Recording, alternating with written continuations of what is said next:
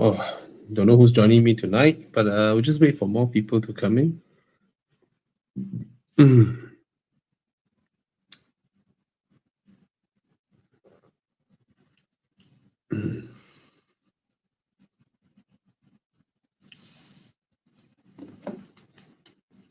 Oh, we have 23 people now. Hello, good evening.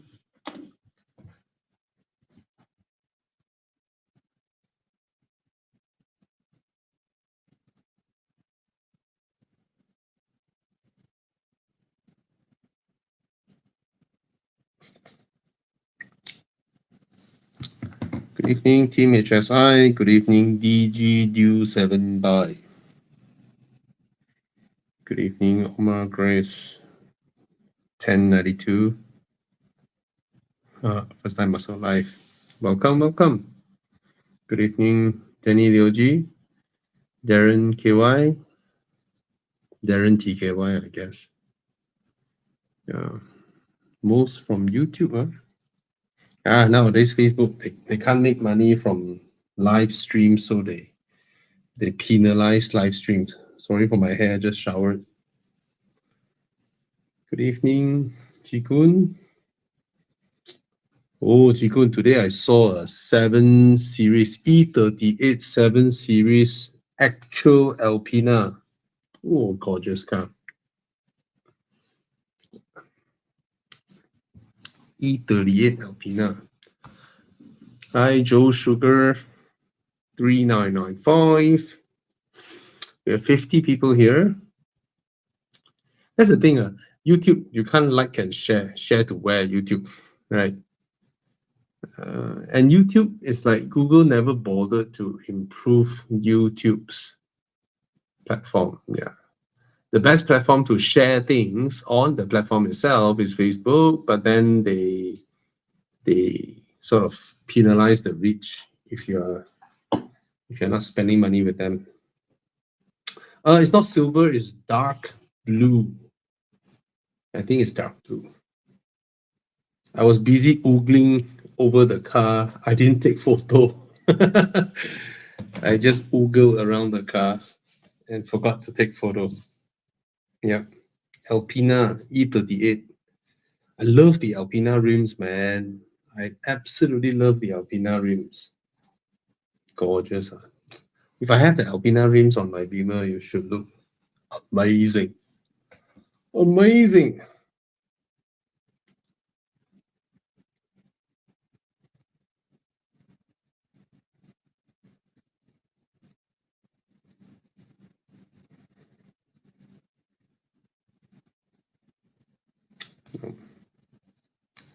Anyone else? 53 people here. Oh, gorgeous lah. Alpina wheels. Cantik. Fuyo. Guys, look at that. So gorgeous. So damn nice.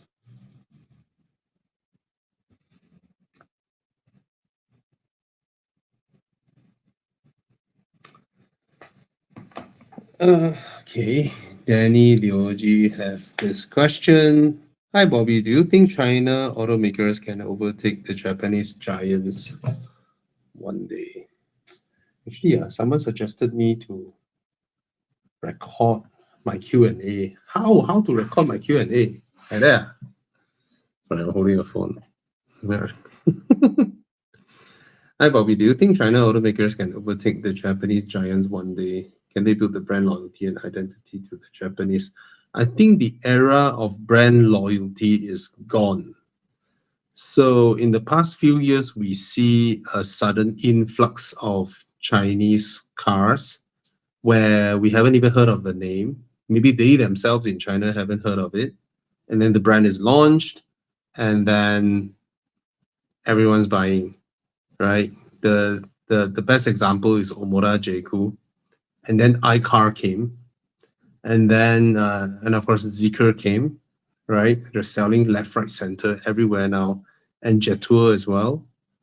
So what this has educated global consumers where Chinese cars have arrived is that because you do not know the brand, you have no knowledge of what it is. You approach the brand with 100% curiosity. So when it's 100% curiosity, you no longer look at the logo, you just look at the leather, the stitching, the fit and finish, what you get for what you pay. There's no baggage with regards to the brand. And that has a side effect of educating consumers that the logo that you have preached and preyed upon for decades, that has been ingrained into our minds by the Western companies or the legacy car makers, actually has no meaning. Of course, for people who are older, like me and earlier generations, they still mean a lot. But to the younger generations, it no longer means a thing. It's just like older people who buy computers, they have an innate trust with Hewlett-Packard, Compaq, Toshiba. For younger generations, does that even mean anything? They have no historical connotations with regards to these brands. And hence, they look at the specs, they look at what they get, they look at the fit and finish. And that's why it is the end of the era of brand loyalty, I believe. Yeah, so you don't need to pay extra for brands anymore. Okay, so it will no longer be a thing that can help you sell whatever bullshit that you sell just because you know people like your brand, right? Okay, so that's my answer.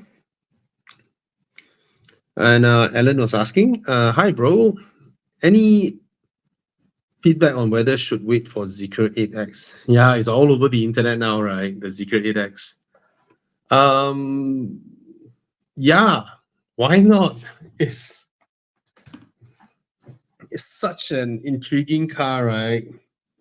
1,386 horsepower, 2-liter turbo, 2.9 seconds to 100 from a 5.1 meter long SUV. This is the size of a BMW X7 or thereabouts. And yeah, just we're not sure the price, but it's pretty intriguing, right? I just felt a bit okay lah. I mean, Zeekr has their very strong brand identity, so it's certainly different from the 7X and all that. And the 7X, the light panel thing, right, can only go so far. You can't really, I think Zeekr's high point would be the 009 design that really open them up to various possibilities. Then you see the 8X, right? So yeah, very cool. How is Denza B5? I'm not sure, but I really do like the design. It's from a brand, it's from a sub-brand in China called Fangcheng Bao, which is a ridiculous name, Formula Leopard. And then they took the car from Formula Leopard and park it under Denza, calling it B5.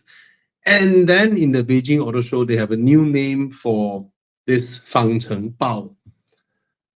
Bao in Chinese means leopard, right? So Fangcheng Bao's English name now, or global brand name, has been changed to just Formula, which is a lot palatable, I would say, for normal people. It's like, how the hell they came up with that name? Is Formula Leopard. Oh well. Okay. Yeah, the car looks good. I'm intrigued, but this whole design theme is a trend now in China, right? Boxy cars that look like Land Cruiser and all that, right? Everyone must pass the litmus test now. Everyone must pass the Jetour T2 test. How much are you offering from a T2, and see what price you are, because the T2 is a market spoiler, right?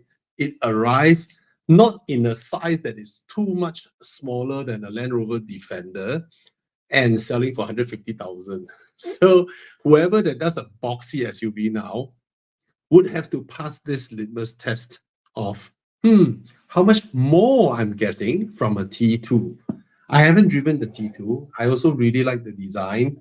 I love the selling price. So we'll see. We'll see. It's a good looking car. Okay. Which PHEV would you recommend for a family of 5?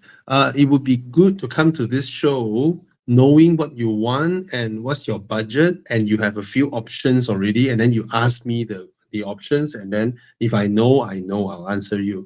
Open like that, I can't be scouring the internet and help you come up with an answer without even a budget. Okay. Greetings, Biggie Shack. Any differences if I don't use Star certified tires on my G20? Absolutely not. No differences. Okay, provided your car is an M4 or M3, then perhaps they have some special. I don't think BMWs are that sensitive. Porsches are extremely sensitive.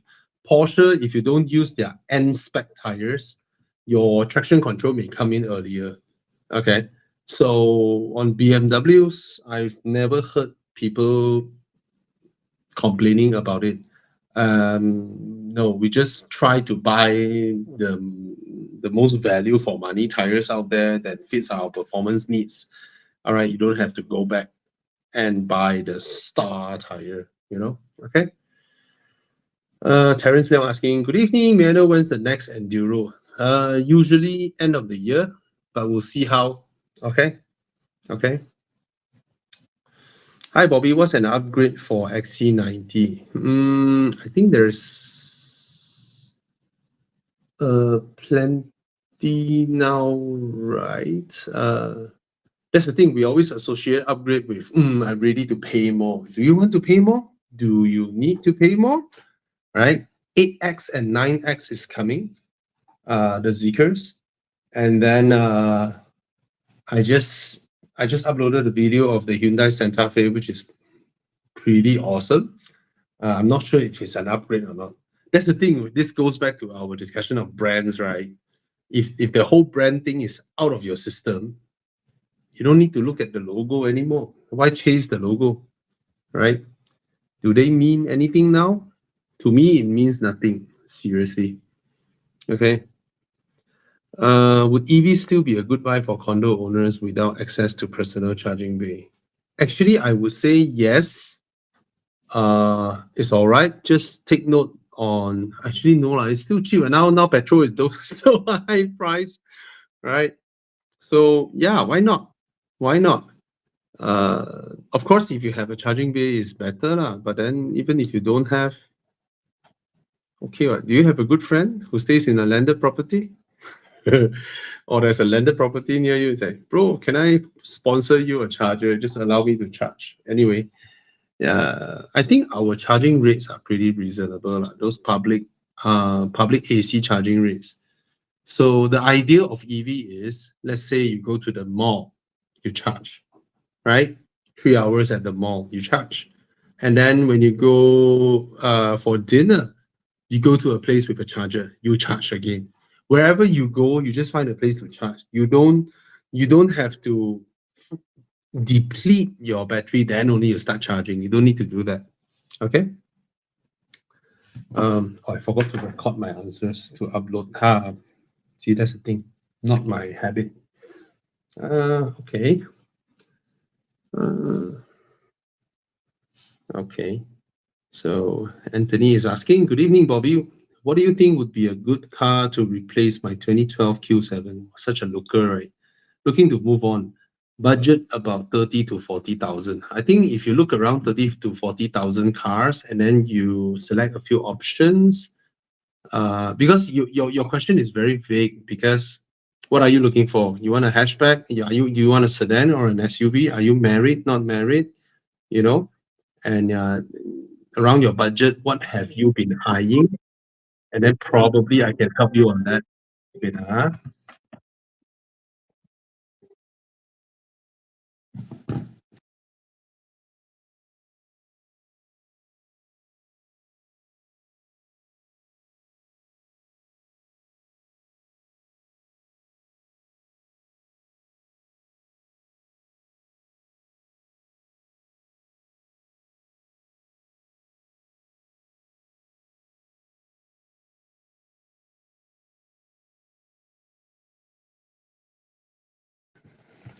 Sorry, my neighbor. Yeah. Uh, yeah. Sorry, that was my neighbor. Yeah, you find a few cars within your budget, then you come back. Then perhaps we can help you. Okay. Uh oh. Oh, he was asking why he asked that question because he's itching to upgrade his X330i to a 7X. Now, you see, this, am I muted? Chiang, am I muted again? Why is there a notification that I'm muted? Hi guys, can you hear me? Hello? Uh,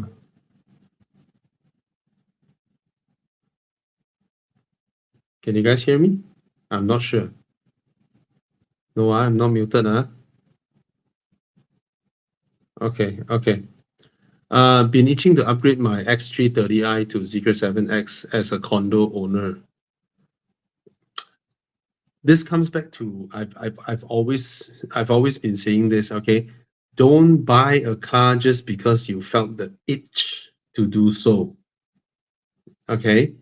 If your X3 is still wonderful, continue using it, right? I'm not saying don't buy, but if your car is perfect, is there really a need to change it now? And moreover, if you don't have an immediate need to buy a car now, the 7X updated one with the 800-volt architecture should be coming in, right? And then there's the 8X. So yeah, provided your car already like you really wanted to change the car, then of course go ahead. I think the 7X is a fantastic option. Good taste. Probably long queue now, I'm not sure. All right. Okay. Thanks for letting me know that you guys hear me. Just that I saw a notification just now saying that the host muted me. Okay, the questions are pouring in. 157 people here now. Hi, Bobby. Is Camry 2020 still worth it? Looking for a daily? Yes, buy. Okay. Hi, Bobby. How would you differentiate the suspension comfort levels of a BYD Seal 6 and a G30?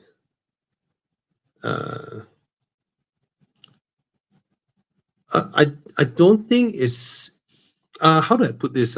Okay, every time I say something, right, it's in the context of its price point. Okay.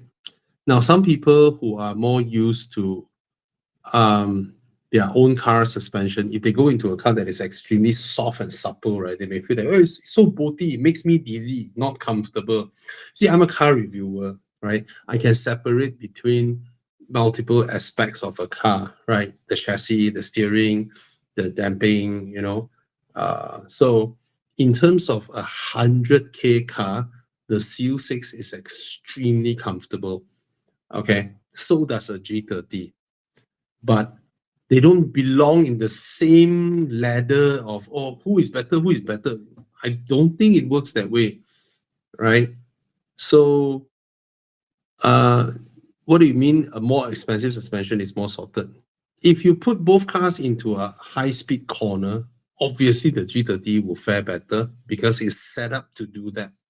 The Seal 6 can do it, but you may feel a little bit wary with it, right? Because the steering is light and all that. So it's not a car designed to be sporty. The sporty one is the Seal. Okay.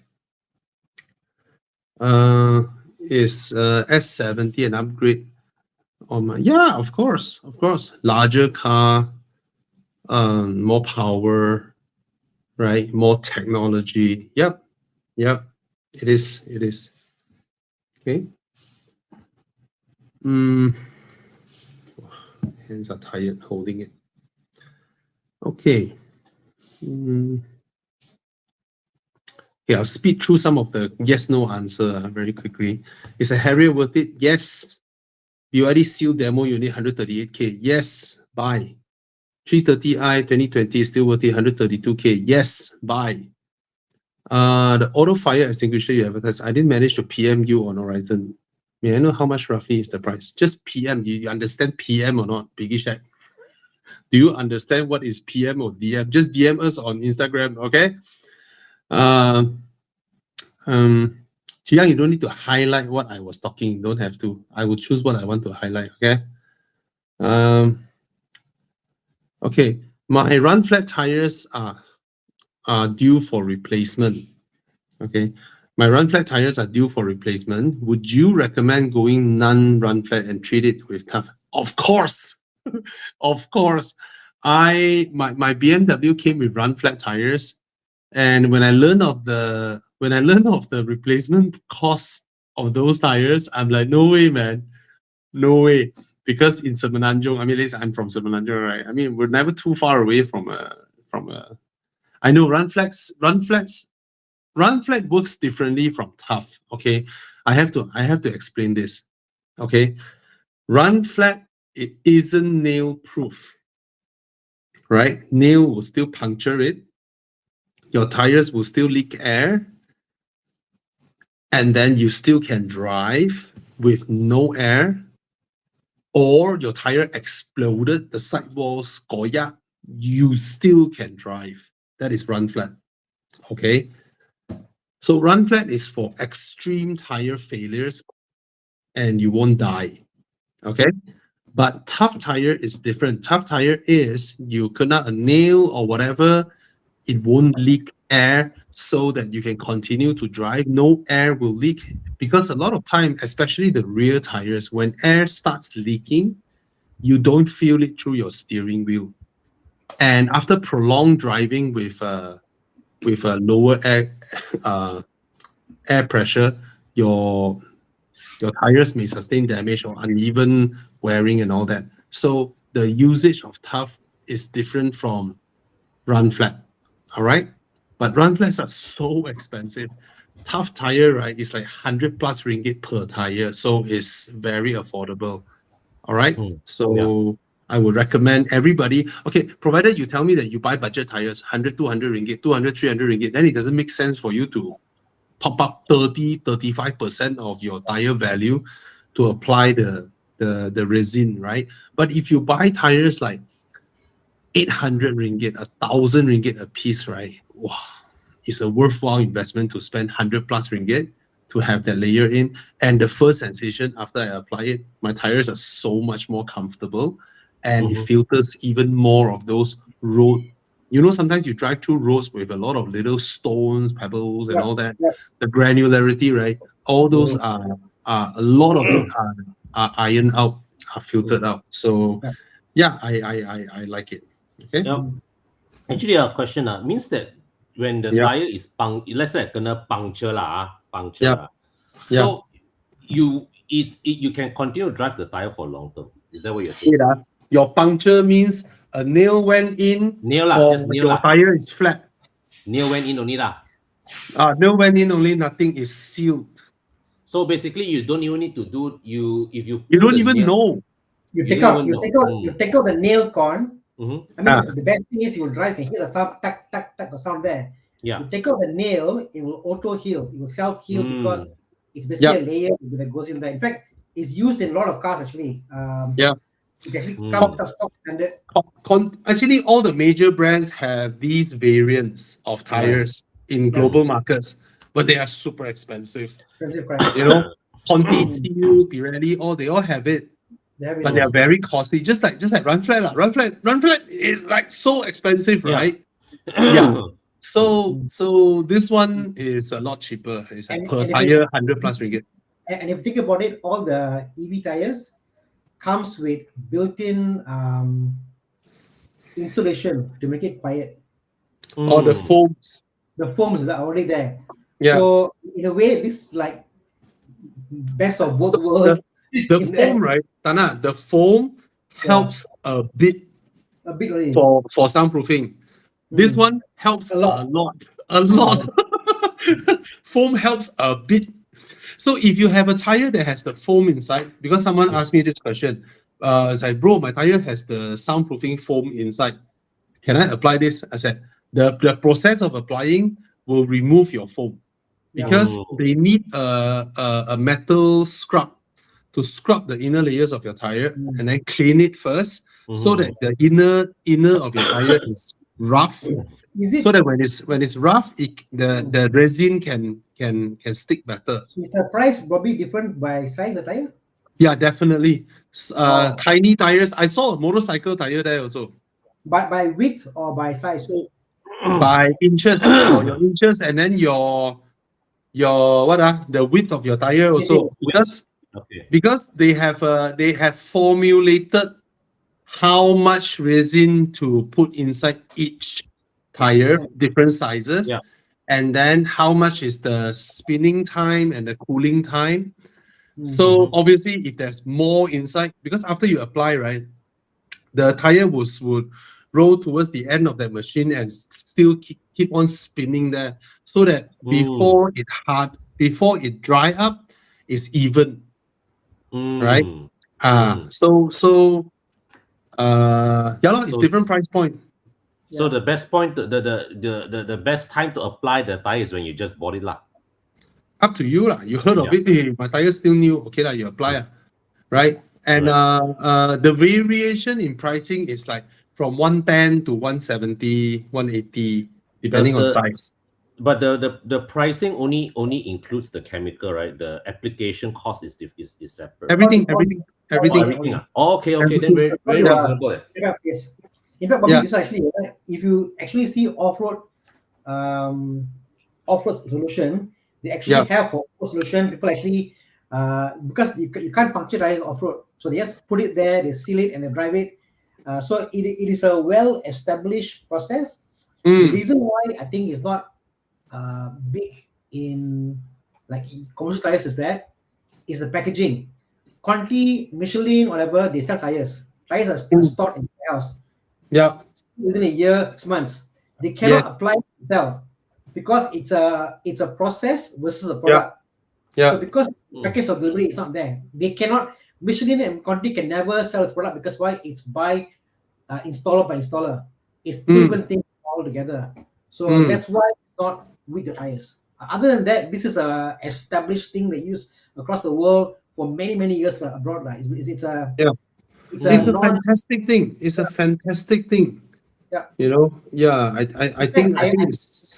I heard abroad, especially when they got different weathers, they noticed that when using this product, lengthens the wear of the tire tread because now it's more even, it's more it absorbs a lot of vibration, it's deeper, whatever. Because you talk about, let's say, PS4 versus what do you call this? What's the comfort one? Primacy. The difference is the sidewall, correct? The thickness and thickness, correct? But the bottom part, we don't talk about it, correct? This makes the bottom part stronger. So you actually get longer wear, longer use of the tires. So it's a no-brainer if you're using a decently good tire. Your tire has to be expensive enough to make it worthwhile. But again, having a puncture tire is never a good thing, right? Regardless of the price of your tire, right? Let's say you're driving up, you need to be at Penang for a meeting, right? Somewhere after some rest house, your tire puncture already, air come out already, flat already. So in essence, whether you're in another way of saying it, whether your tire is expensive or poor, doesn't mean your time isn't worth it, right? You don't. Right, you don't want the downtime, right? And then same goes with our auto fire suppression thing, right? Some people will say that my car got insurance. Yeah, your car got insurance. Imagine from the day it burned until the insurance pay out, your downtime lack of car, still paying the bank. Yes. Let me rephrase this. What if your car insurance say for they give back the car to you, you know? They fix the car and then send it back to you. The car Right. insurance is gone. It's But the insurance give back the hassle. car. Oh my god. You see, everyone with a not special car, when I say special car, I mean something like Supra lah, Porsche 911 lah, you know, or GT3 or something like that, right? If your car is not a special car, right, after someone help you put out your fire, I don't care whether it's a BMW 7 Series or 5 Series or whatever, nobody wants it anymore. Correct. Because you saw your car with all the white powder in and out of the car everywhere, every nook and cranny, right? And then with the burnt plastics, the wirings and all that, the charred paintwork and all that, right? Nobody wants their car anymore. And you are begging your insurance to write it off. And then your mind thinks that shouldn't have put out the fire at the first place. Yeah. Right? Please, you'll be like, hey, please burn it down, burn some more, burn some more. Yeah. But so it's like you already inconvenience yourself from the fire to the lack of car, and if the car comes back, it's another shitload of headache, right? Correct. Double whammy. But imagine when your fire just start and then the auto suppression puts it out. All you see is a bellow of smoke. Then you stop your car and check. Then you realize, oh, the thing went off. Maybe my engine got too hot or fire happened, but I don't know. But I don't need to deal with the double whammy, regardless of your car, whether it's 50,000 or 500,000 ringgit. Because this thing at 1,700 plus ringgit, 1,750, is cheaper than your coating. It's cheaper than your tinting. Correct. Okay, so if you can spend a couple of thousand on coating or on tinting, 1,700 for an auto fire suppression kit, imagine we no longer need to be worried with fire that pop up from the engine bay. All right, and of course we no longer need to worry when a nail puncture our tire and then air leaks out and then we are stranded on the side of the road, have to change tire and all that. Moreover, nowadays, more and more cars come with 21-inch, 22-inch. You think these tires are cheap, Oh, No, right? When you lack air, you have uneven wear from a new tire. Imagine outside is brand new, inside all wear out. Yeah. Tire 2,000 plus ringgit. I'm on their website, Bobby, Tough Tire. I'm talking to you. They made their chart of differences. Something they say here, which is very cool. I didn't think about this until I see their screen. Okay. Yeah. Read this out. Ride comfort, same comfort and handling, which is very true because all the foams and run flat will give you a harsher ride. So only way for you to get the same comfort as your what tires intended for is to use tough pollution. There's no other way. Correct? Yeah. And the corrosive properties is non-corrosive. So it is something that you didn't think about, but the fact it's the same comfort as your tires. People buy Primacy for comfort, and then suddenly you put the foam or whatever inside, becomes bad. Actually, it's more comfortable. Correct. Yeah. Okay. One Khalil asking MX5 buy. New Recon Velfire 350k. Is it a big improvement over the previous generation? Yes, it is a big improvement over the previous generation. But if you are one of those, let me highlight this question and record this so I can put it on my IG. So, is the new Recon 2025 Velfire worth a buy at 350,000? Is it a big improvement over the previous generation? Yes, it is a big improvement in terms of handling. Finally, the interior feels like a Lexus now because you are paying Lexus money for a Toyota. And the thing is, but for those people who have, for multiple generations, they have always bought the 3.5 V6, 3.5 V6, 3.5 V6. What you will feel now with the 2.4 turbo is the kick-in of the turbo just doesn't feel as smooth as your 3.5 V6. but I reckon the difference in road tax is worth it. And for those who have been driving the 2.4 without 2.5 without turbo, of course you will feel happier with the turbo. But then again, if you're someone who always use your Wellfire for outstation trips and all that, then maybe yes, up and down, up and down. But if you only use it in the city for this 350k, look at the electric MPVs, okay?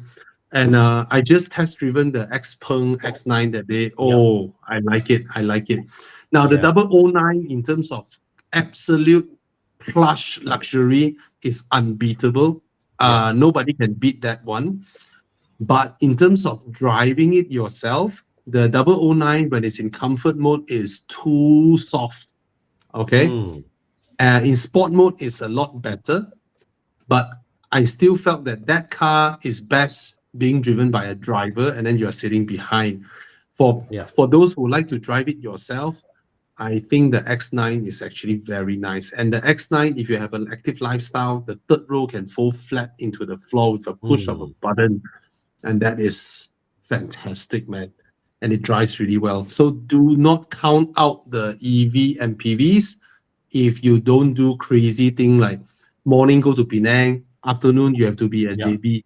If you don't do this kind of thing, right? Just in the city with your kids, school run and all that, I would go for the EVs. Okay. Yeah. Actually, you think about it, right? This kind of EVs if let's say within city driving this kind of MPVs EV is the best powertrain solution. Definitely, EV is the best. Okay. Irma 7 bike. Fantastic. Oh, my daughter. Oh, she got me this. Thank you, darling. Wow. Yeah, grapes. Don't sour grape, you all. Sorry, We always happy when we see our friend happy one. Thank you. Okay, I think both are good cars. So all three of us will just answer based on our preference. Dana, which one would you go for? GR86. Con? Same. Me too. I used to answer MX-5, but the GR86 is so good. Yeah. The and it's convertible is like nice, but build quality lah. My problem with MX-5 is my size in that cabin. I feel, yeah. Is the headliner, is the windscreen here for you? I have to consciously slouch to keep my head below the roofline. Yeah. I have to consciously slouch. You cannot. The GR86. Yeah, GR86. I can sit in the back seat, man. And then you have the proper boot and all that. So, GR86 for me. But even though both are good cars, if you haven't experienced drop top, you want a drop top, then go ahead. Okay. Interesting question. M340i or Tesla Model 3 performance. Con, which one would you get? I will go M340i, but it's really M340i. Yeah, for me, I'll get the M340i as well, even though it can't beat the Tesla Model 3 in performance driving, in acceleration. Evolution 120. Can the Tesla Model 3 do 240 kilometers per hour sustained driving KL to Penang non-stop? Answer is no. Yeah. M340i can sustain 240 all the way. Illegal, but you can. Bro, the day I drive the Model 3, right? The first 10 minutes, I want to pull my hair out. Why? How to shift gear? Yeah, you shift gear from the screen. Bobby, you must change your mindset. It's not a car. I'm now a passenger in a fridge, and I must tell the fridge, please go forward. Please go reverse.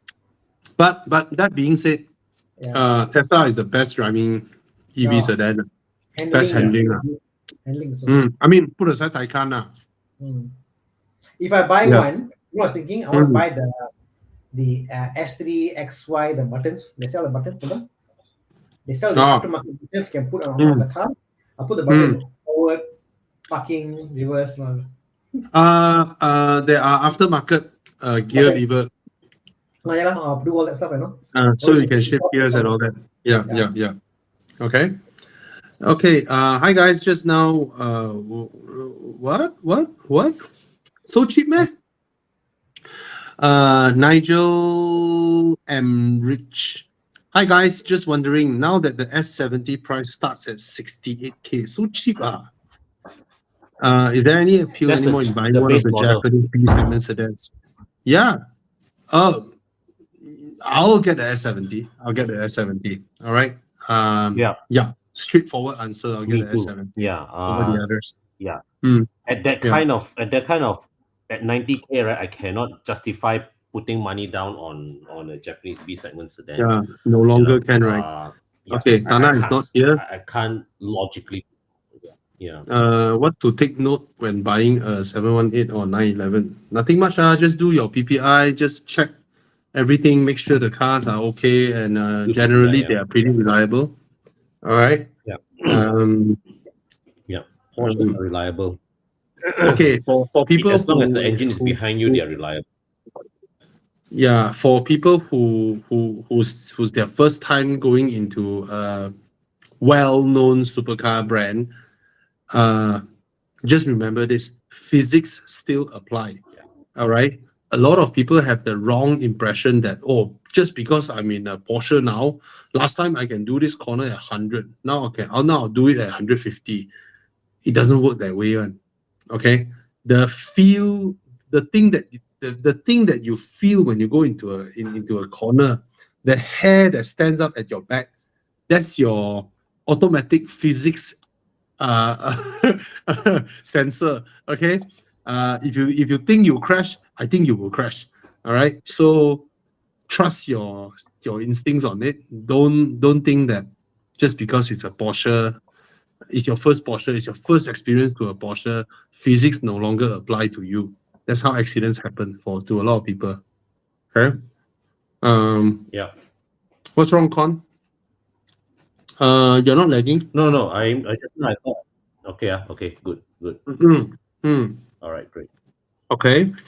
My wife is planning to upgrade from a Myvi to a WRV. Well, if your wife likes the WRV, then go ahead, lor. But Yeah. she is not upgrading. The logo, She's not. the logo may be an upgrade, but I would recommend, how to put this? Since she's buying a second-hand WRV, right? How much is the second-hand WRV? That's a very good question. I think I wouldn't call it an upgrade.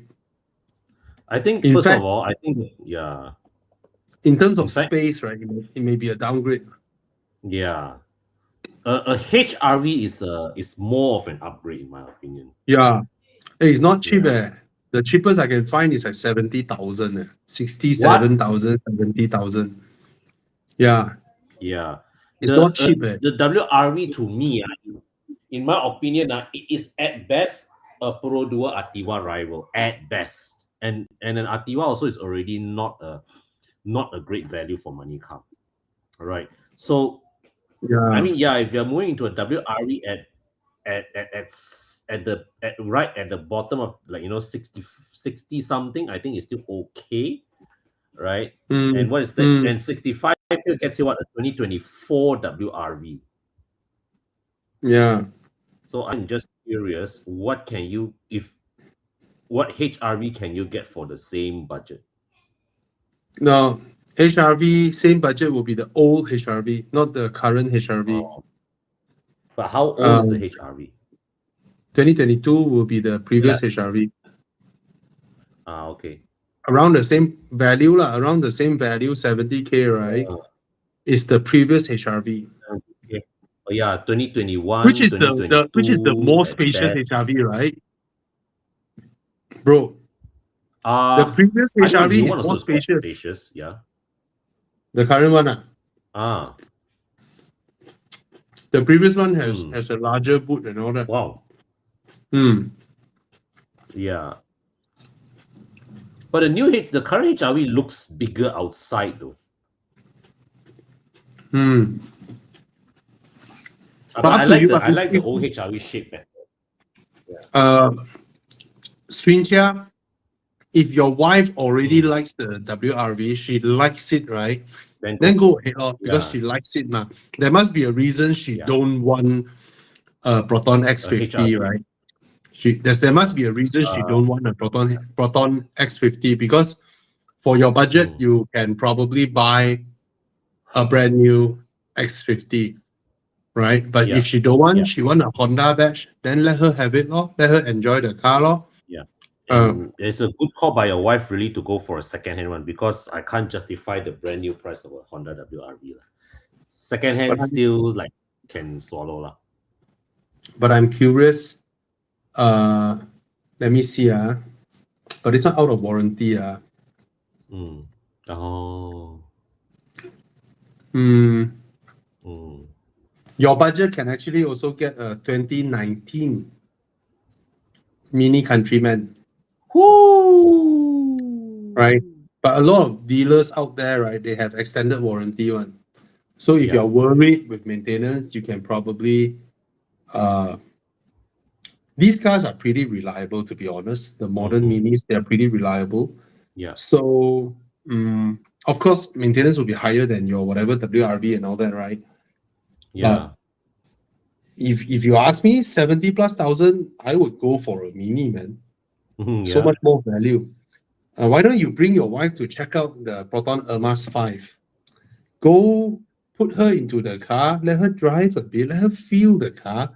Then she will come back to her senses, what she touch, what she see in the Ermas 5 versus a used Honda WRV. Because to be honest, the Honda WRV is a car made for the Indian market. Okay? Yeah. And the whole car is actually very, very plastic. It's like a jack-up Axia, to be honest. I still can't accept how can that car be sold at 100,000 for the top spec.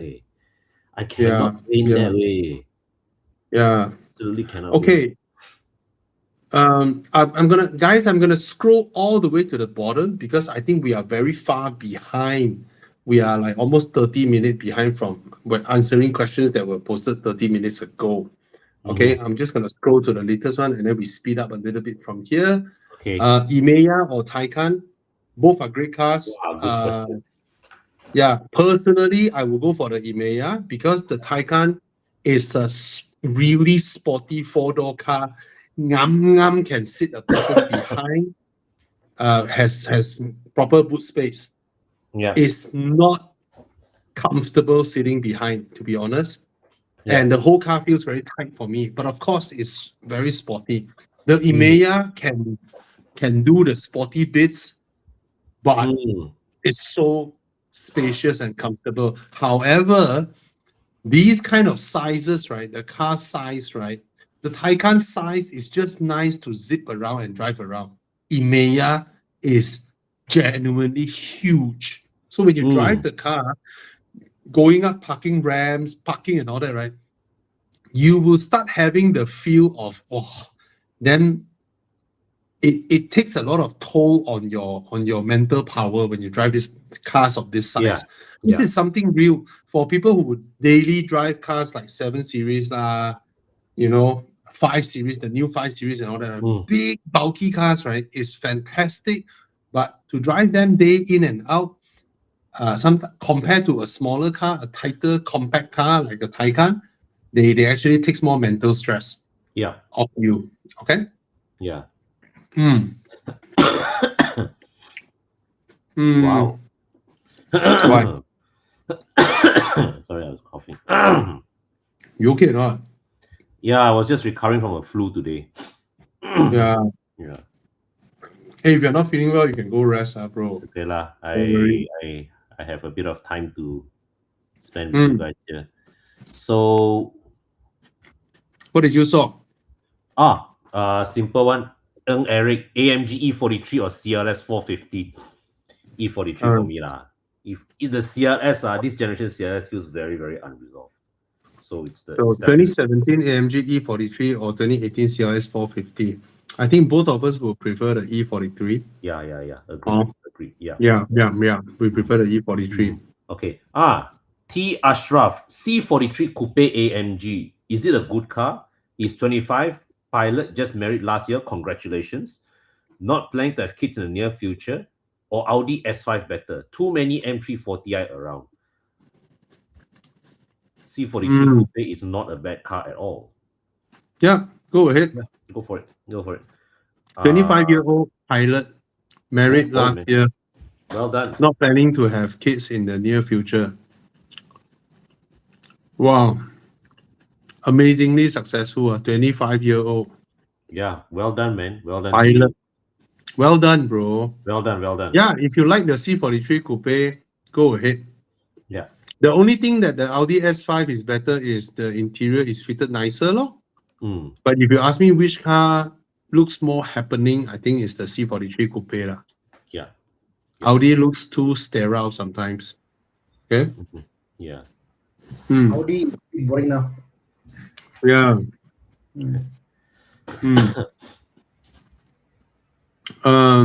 You okay, Dana? I'm good. I'm in the shop. Okay. now. Wow. Hardworking man. Oh, Yeah, man. do you guys any recommended places to do PPI for a recon car? You see 3 boxes today talking to you, right? Dana below can help you do PPI when you're buying a used car or recon car. Just hit him up. You can DM us at Horizon, or you can go to his page, Dana Krishnan or Plus Performance. All right? Mhm. You can look for Dana Yeah. and schedule a PPI. And And yes, to answer the second part of your question, it is normal to pay a booking fee first. It is yeah, normal. of course. You right? just imagine this. Mm.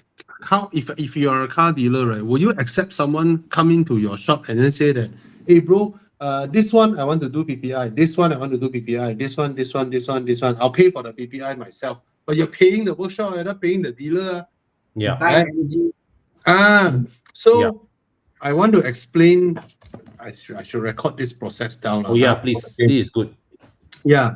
So guys, when you go buy a used car, right, it's unfair to just tell the dealer that, oh, I want to send this car to do a PPI first. Huh? Why are you asking for a booking fee before I do my PPI? It doesn't work that way, you know. When you're buying a used car, you have to understand this. It's a used car. That's first of all. Secondly, right, the process should be you go online, you look at what's available out there, what's your preferred color, what's the kind of spec you want, the price you want. Then after a few cars hit your criteria, let's say you can accept silver, gray, black only. Then you look at this few. Okay, one dealer is at Cheras, one dealer at Kajang, one dealer at PJ. Then you go and travel there. Then you look at the car, check interior, everything. You can take photos. They don't mind for you to take photos, so that when you go home, you remember. Then you can compare, right? You discuss with your wife, right? Or your other half, whatever. Then after that, it's like, okay, I think I want to, I'm serious. So if you're serious, if you're buying with a loan, prepare all your documents, all right? Prepare all your documents, hold them in your hand, show them you are serious with the purchase. Photostat your IC, your driver's license, your bank statement, everything. You prepare how many set, however many set you want to apply, you just prepare lah, right? And then last time we used checkbooks. If you have a checkbook, that's a good way to write a check. You know, bring the check over, 5,000 ringgit or 3,000 ringgit. And then you go to those dealers, right? You negotiate them with the pricing. They have an initial price. Then you negotiate, nego. Okay, a few of them give you adjustments, discount and all that. Okay, finally down to two units, right? So then it's like, hey, bro, I'm serious. Then they also can tell you're serious because you prepare everything already, right? It's like, do you mind if I drive it for a while, right? Provided you're an expert. If you're not expert, right, you think everybody is a test drive expert. You are not, right? Just drive the car for fun. What is the thing that you want to take note of, right? Actually, nothing much you can tell, right? So test drive is not as important as getting someone like Dana to go there and do a PPI for you, right? Basically, either he goes there or you bring the car to his workshop, then he can have a much more thorough check. But that process is, bro, I'm serious with this car. That means you're telling the dealer, okay, we agree with the pricing already. Now you want him to reserve the car for you, right? Only by reserving the car, then that qualifies you to send the car for PPI, because PPI, failing the PPI is supposed to be the deal breaker. That means you already want to buy the car, you already paid your booking, then the dealer allow you to bring the car for PPI. PPI fail means the dealer will return you the booking. PPI pass, you want your booking back. If I'm the dealer, I won't even pay you back because you're wasting my time. Correct. Right? Correct. So I have to understand this. PPI is not the prerequisite criteria to consider his car. It is the last criteria for you to back off the deal. Yes. And You have to be fair with all the used car dealer, okay? yeah, and to add one more thing, right? When you talk about a deposit, right, you must first discuss upfront what constitutes grounds for refund. Okay. Yeah. So Yeah. suspension wear is not grounds for refund. Yeah. All right. Your tire Yeah. botak is not grounds for refund. Brake Yeah. pad grounds for refund. What is grounds for refund? Right? Signs that the car was in a severe accident. Signs that the car was in a flood. Flooded. Right? Engine leaking oil severely, white smoke, all that. Right? Like chances that that if the PPI reveals that this car in 2 months will need to change engine, yes, that or change gearbox, that is grounds for refund. Serious failures, impending failures. Yeah. Right. Yeah. That's the grounds of backing off from a deal. Correct. Usually PPI is deal already, just to make sure And- no major issue. Yes. Yes. Okay, so for those of you looking for used car, you can look for Con. From my end, the PPI has got a little different notation to it. Whenever there's an issue with the PPI, when I say issue, I think we find to say that this needs to be replaced or changed. Some there, except some of them got issues. They use it as a leverage point with the dealer to say these are the things. Can we now talk terms? A, they will repair those things to make sure it's up to certain mark. Or B, they give a discount. Or C, they say, yeah, these are things that is non-negotiable. I'm not interested. They accept. And from my experience, I think 2 out of 10 cars, actually, I say don't buy because they don't buy, don't go ahead. But the others, they go back to dealers and the dealer will say, man, I'll have my own mechanic. We'll fix this for you. Are you okay or not? So it helps you to, I guess, get a better car, servicing, they will do all that for you. Yeah. Okay. So one more thing that Bobby highlighted, and I want to repeat again, is whether you're dealing with private seller or whether you want dealing with dealer as a buyer, right? The best way to get what you want is to demonstrate that you are serious. Means that it's like you go and deal with them with sincerity. You're ready to put money on the line, and don't be too nasty lah. Don't be too try to one up people. No need one. What you want to do is that, right, at the end of the day, you want to secure the car at the best possible price. Yeah. Right? So you want to play to human nature. And the best way to play to human nature is don't be nasty to people. Be reasonable. And chances are... Okay, just to answer Jason Tan, dealers will have their standard booking form, right? Your name, blah, blah, blah, what car model, blah, blah, blah. Okay? There's a lot of things you can add in. When you decided to ask him to block the car for you, right? You and him can have, if like that, then you write down. Or you ask him to write down. Or if their booking form is office computer generated, make sure it's typed there. Right? Yada, yada, yada, yada, this is the condition, then he can back off. Right? In case of you can back off, right? Or a simple one, you can record a video. Hey bro, don't mind I record a video. We record this conversation so that we have proof. Right? So those are ways to make sure everybody. I'm not saying people are out there to cheat, right? Nowadays, right, with social media and everything, right, very few people is out there to cheat. Everyone just wants to make a living. Everyone just wants to make a living. Yeah. Okay. So you can put it in black and white. You can have video recording of what he promised you. You both, then make it a deal that is happy for both sides. Then that's Correct. the better. Correct. Huh? It's about win-win lah. Okay. It's about win. Yeah. So no one way ticket lah now. Okay. Right. People forget they have the upper hand with the used car, not the other way around. Yeah, it's a used car. Irma 7 or iCar V23. I would say both cars are good cars. Irma 7 is very utilitarian, right? Yeah. It has a nice, comfortable interior, blah, blah, blah, blah, blah, everything. The iCar is so stylish, Yes. Yes. right? Yeah. You park Yeah. next to a Defender, right? You can park next to Defender and the G class like it's like you belong there. Yeah. Yeah. Look at Con, right? If he drive an iCar, right, he will wear shades, he will gel his hair, right? He will wear some more stylish clothing and all that just to fit the car, right? Yeah. For me, uncle, like that, okay, I think I drive Irma 7. But if you ask me both cars, which one I like more, definitely the iCar. I like the iCar more. Yeah. Yeah. Okay, it's more stylish, and you're not paying a high price. You see, to be this stylish, right? You have to pay 230,000 for the Smart, Yeah. or 280,000 for the Mini, Mhm. right?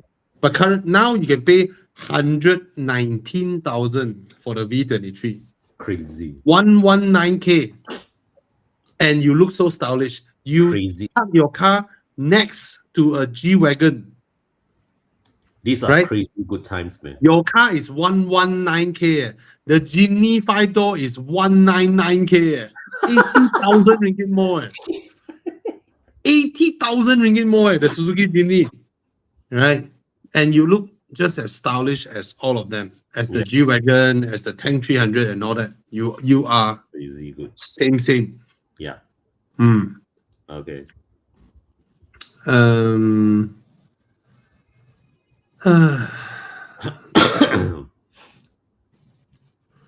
Okay, this one. So I C10 haven't test driven the C10 Plus.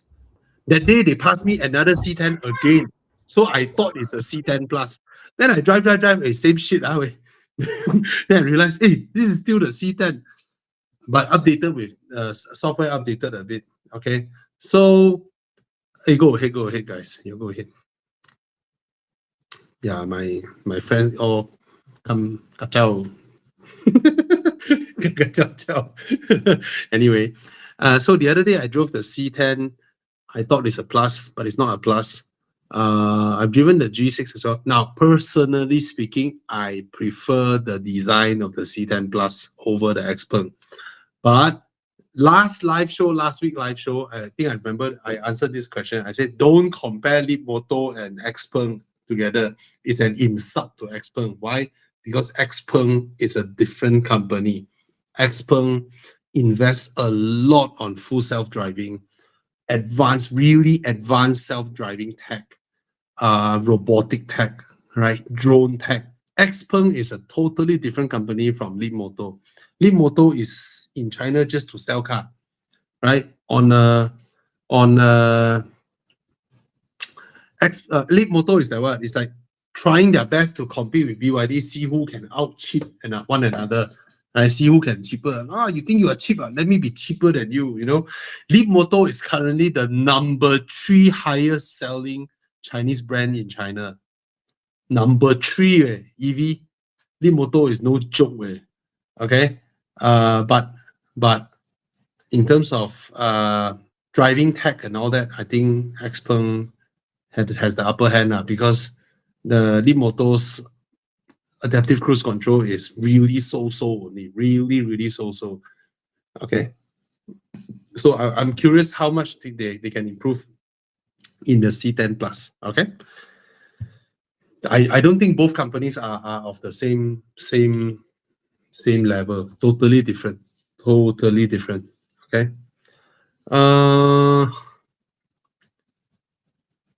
X50 or UCX30. I think X50 is more the first car for a girl. I think you enjoy your...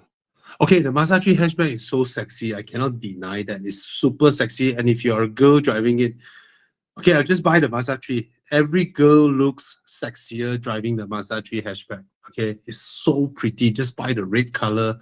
You look so gorgeous without paying top money, and then you have very cheap maintenance. Okay, and it's fuel efficient. And the car is just so sexy for a lady. All right, just buy the Mazda 3 hatchback. Beautiful car. You will dress up nicer. driving your car, I believe, because it's such a good looking car and interior quality is top notch. The screen technology not much, but I cannot recall for the life of me that has Mazda now got Apple CarPlay, Android Auto. I can't recall.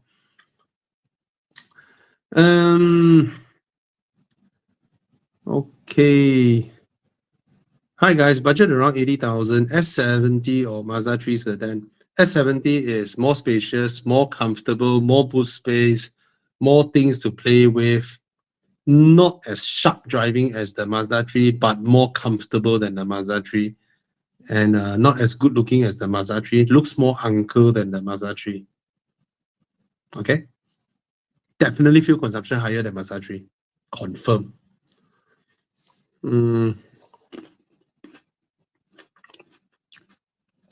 I will go for T2. Yeah.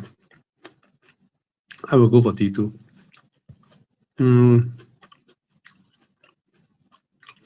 This is good for me to record also. Hi, Bobby. When servicing a car, does the engine oil brand really matter? Or is sticking with the original recommended oil enough? Also, between 0W20 or 5W30, which one would you go for? Okay. The brand does not matter. However, anybody can come up with a brand. Okay? So the risk is, if you, let's say you go Shopee, you buy engine oil, popular brand, you wouldn't know what you receive is genuine or not. Because for popular brand, there are a shit ton of counterfeits out there. It's still ongoing, let me tell you. Popular brands, popular engine oil brands, a shit ton of counterfeit engine oils flowing all over the internet. Everyone also put in the description, genuine. Okay? Genuine. What can you do about it? Right? So, buy oil from petrol station is a very, very safe bet. Okay? A couple of years ago, when Malaysia still have Tesco, I forgot it's Tesco or Carrefour, they recall a big batch of engine oil. Why? Because those are fake. They don't know. Somebody supply it to them, give them a healthy margin. Then they let the guy sell at the floor. They are not experts. How are they going to check whether it's genuine or not? Eventually, those are counterfeits being sold in a hypermarket. Can you believe that? It happened. It actually happened.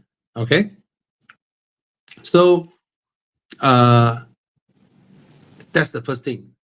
So whether your brand is Mobil or Shell or Castrol or whatever, right? It doesn't matter, man. Because all these big companies, even a lot of smaller companies like Revenol and all that, right? They actually have the proper certification, the proper certification from the car manufacturers, right? Approved type. And there's a lot of oil brands also. I tell you, if I want, right, I can come up with a Bobby Ang engine oil tomorrow, right? Because there are so many factories, I don't know, in Sungai Buloh or Port Klang, or like, it's just like cooking sambal, right? You put in the ingredients, glung, glung, glung, glung, glung. You just buy the raw material, glung, glung, glung, glung, glung. Then you do your own packaging. Yeah. Okay. So take note on that. So buy from reputable brands that has the certification, the source are okay. Big workshops generally all their sources are proper genuine oil. They won't risk their reputation. Now back to this 0W20, 5W30. I would say Malaysia, the lowest you should go is 5W30. I can't imagine there is an engine that was designed to run 0W20. These extremely thin engine oils, right, is just to let you have the perception that your car is very revs happily, feels more powerful, and fuel consumption low. But for our weather, reliability sake, I will stick with something thicker like the 5W30. 5W30 is the very, very popular viscosity for performance cars, performance sedans, your BMWs, your Mercedes-Benz and all that is pretty common, you know. Of course, many, many years ago, there was a BMW M5 that was specified with a very thick engine oil, 60. You know, is it 10W60 or something like that? Okay, so I would just stick with 5W30, and the brand doesn't matter, and expensive doesn't mean is the best, cheap doesn't mean is shit. Okay, engine oil is very high margin out there. All right, just so you all know.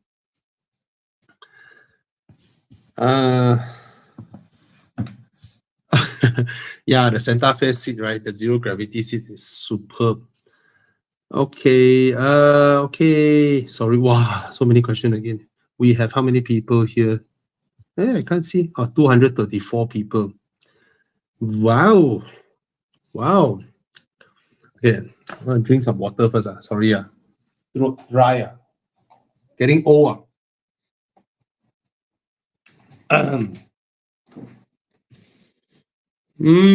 Oh, I didn't know that. Sorry. So Thomas said that now some dealerships they use 0W20. See, car makers that specify this oil for their engines, yes, their engine is designed to such perfection. They can use such a thin oil, but it's mainly to give you the perception that your car is powerful and fuel consumption is low.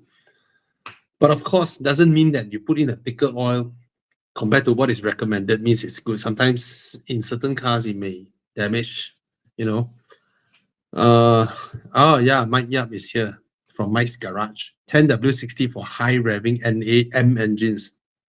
So that will be the E92 V8 and of course the E60 M5 V10. Okay.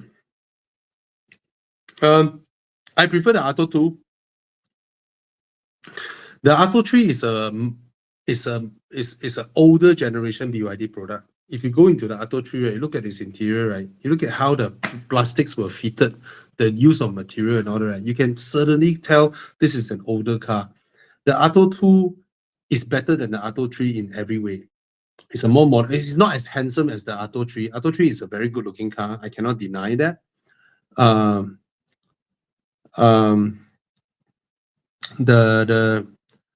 The Atto 2, in terms of fit and finish, in terms of how the car is engineered, I just felt it's way more modern. And I don't feel that the inside is tighter than the Atto 3. So I would definitely go for the Atto 2. Okay. Okay. But this is going to be my first car I'm going to purchase on my own. 33-year-old. Current car is a Peugeot THP 1.6 2016. I'm looking at the Leapmotor B10 or the Irma 7 or Jetour T1. What's the Jetour T1? Apa tu? I only heard of T2. Ayo, the car's coming now. Nowadays. Jetour T1. Let me see. Oh, very good looking. Walao. Huh? Why is T1 same price as T2? Apa ni? T2 is 156,000, T1 is 153 . Ini macam pun boleh . Very handsome . Nice way. Go test drive, go test drive. All three are good cars. The B10 and Jetour is more stylish, I would say . But some people like the design of Irma 7 PHEV. Some people like that kind of design, right? Some people like smart Brabus design. Some people like Zeekr design, right? Zeekr is in the same category as the Irma 7. The more sleek, you know, the more Seaman, the more how do I put this? More proper, more executive looking, right? Whereas those are more stylish, funky looking kind of design. All right.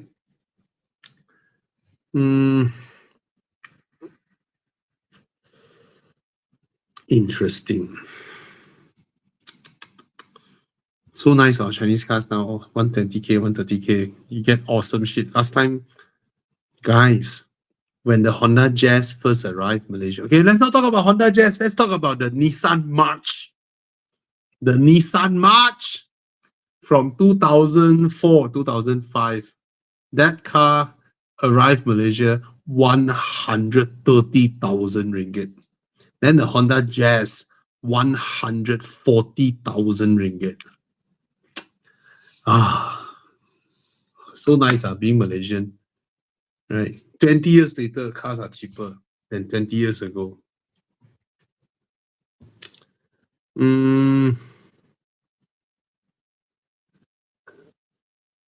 This question is like asking, Bobby, if you have a choice of buying a German car, which one would you choose? I would choose the SLS AMG. Right. I mean, there are so many Chinese cars, right? What is your question?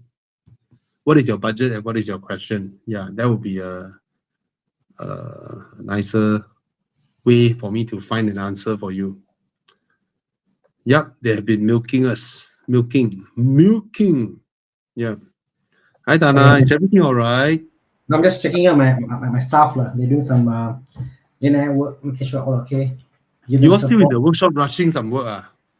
Yeah, lah. One thing, like, I just cannot solve. Like, what the hell is this thing? Like, timing belt. It's like a product came. So the belt itself, is it a defect in the belt or what? Anyway, another thing. Chinese car Malaysia. You know what, Bobby? I had an idea.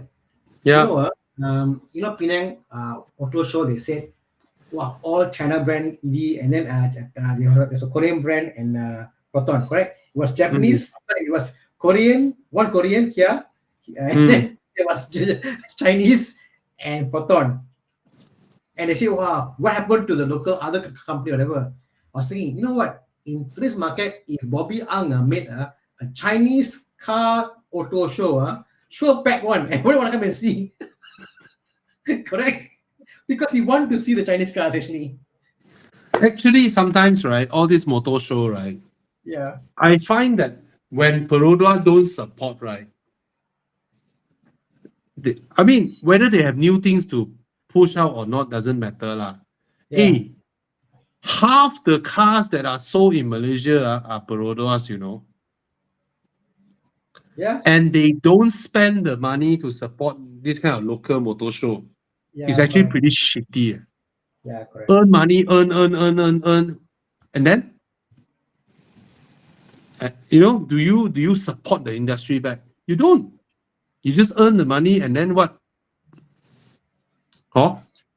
I think the Produas reinvestment arm isn't right, because you make all the money, you sell subpar products. And Toyota is sitting there quietly counting money. Why? Because every Perodua's engine, gearbox, chassis is from Toyota Daihatsu. Biggest shareholder is Toyota anyway, So, technically speaking, right, Geely has a Proton brand in Malaysia. Toyota has a Perodua brand in Malaysia. In essence, I don't want to go there. Never mind, But they are serving the Malaysians law. But if there's no protection, I don't know, man. If there's no protection, can they beat the Chinese in being, in pricing? Anyway, this question: which Chinese car have a drive feel like Mazda? Zilch. Absolutely none. No Chinese car currently drives as nice as Mazdas or as BMWs. Absolute none. That's my answer. And they don't care. Right, they don't care. And then the Chinese brand will show you their moose test. Right? So the funny thing is, driving feel is driving feel. How good your chassis is totally two separate things, right? You can have a damn good chassis that can do extreme moose tests, but the feel isn't there, all right? I think about 3 or 4 weeks ago, I think we shared a video on Horizon where the JCool J7 out moves test a brand new Audi A5. An SUV beat sedan Audi A5 in moose test, and by a huge margin, by a very big margin. The website is called 77km. It's a Spanish or Portuguese website. The only thing they do is for them to pass the moose test is 77 km/h. Okay, that's why their website is called 77km. So they will put the cars through a series of moose tests and then see whether you can hit 77 or you couldn't hit 77. If you can't, where are you? And some cars beat 77. Okay, so the A5 is below 77. The J7 is above 77. Yeah, so there you go, chassis. But driving feel cannot be compared. All right. Best driving Chinese cars is MG. Yeah. MG being assembler for Volkswagen in China, a lot of their cars are influenced by Volkswagen, so they drive pretty well. But in Mazda speed, they can only be counted as tidy handling, not the type of driver's car kind of handling. Yeah, they are not. Okay.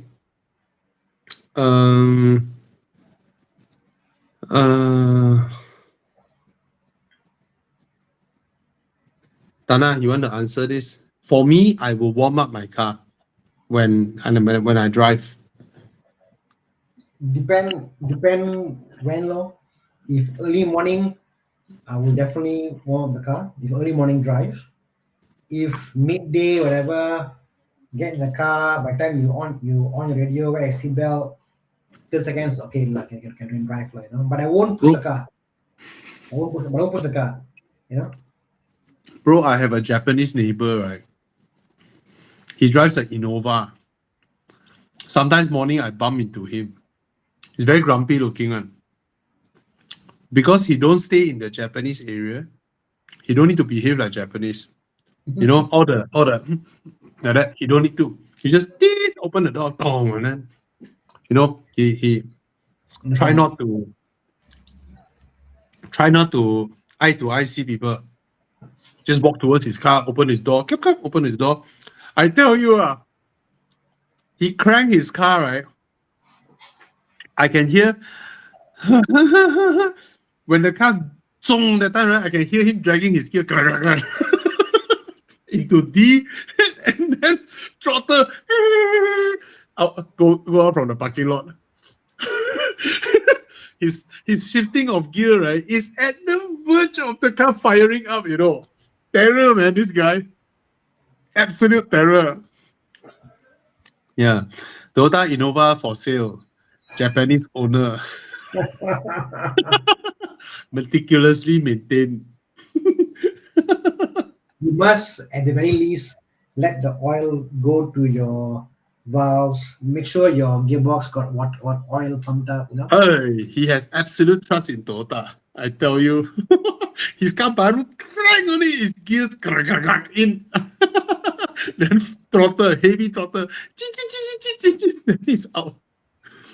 Yeah. I guess if you have driven Audis, high-end Audis or high-end BMWs, you notice that those cars have got a red line and it change according to how warm the engine is. So the moment you can see that and drive the kind of cars, and you're like, oh, even the car tells me I can't allow to rev at this point because the car's warm up. So because that's a visual sign, you know. So I think if you have ever driven those cars, you're like, oh, I understand now. Then you understand lah. You can still let go, but the car is warm. Yeah. So Ravin Bimani saying, my Mazda revs at 2000 RPM when I start in the morning, then it gradually reduces to 800 RPM after 45 seconds. Correct. You wait for it to come down, then you shift your gear, then you jalan.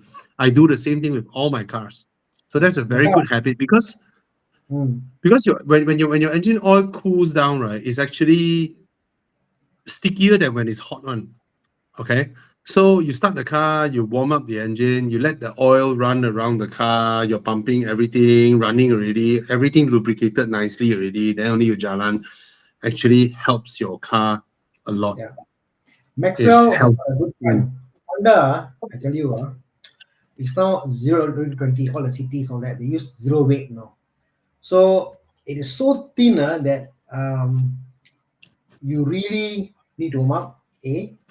B is I've tried putting like 5 W20 like, or 40. I mean, I forgot 530 I tried.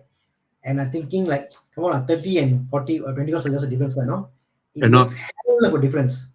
On those kind of weight, it's so thin the tolerance, it makes hell of a difference. So yeah, you know, Honda play. Honda, Myvi, don't play. Yeah.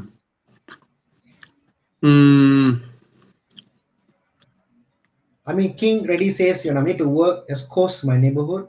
Again, depend what car, because some cars you need the oil pressure to build up and go through the. So it's just better even a minute, like a minute is like you get in the car, put seat belt on, just mirror, radio station, all okay, not okay, check. 1 minute, like it's fine. His previous question is, I have an E60 now. Should my next car be a E38, E39, or the S70? And he said, I'm a technician, so maintenance is no issue. Oh, then get a F10 now. Because the price of an E38 now, a sorted one, is going to cost you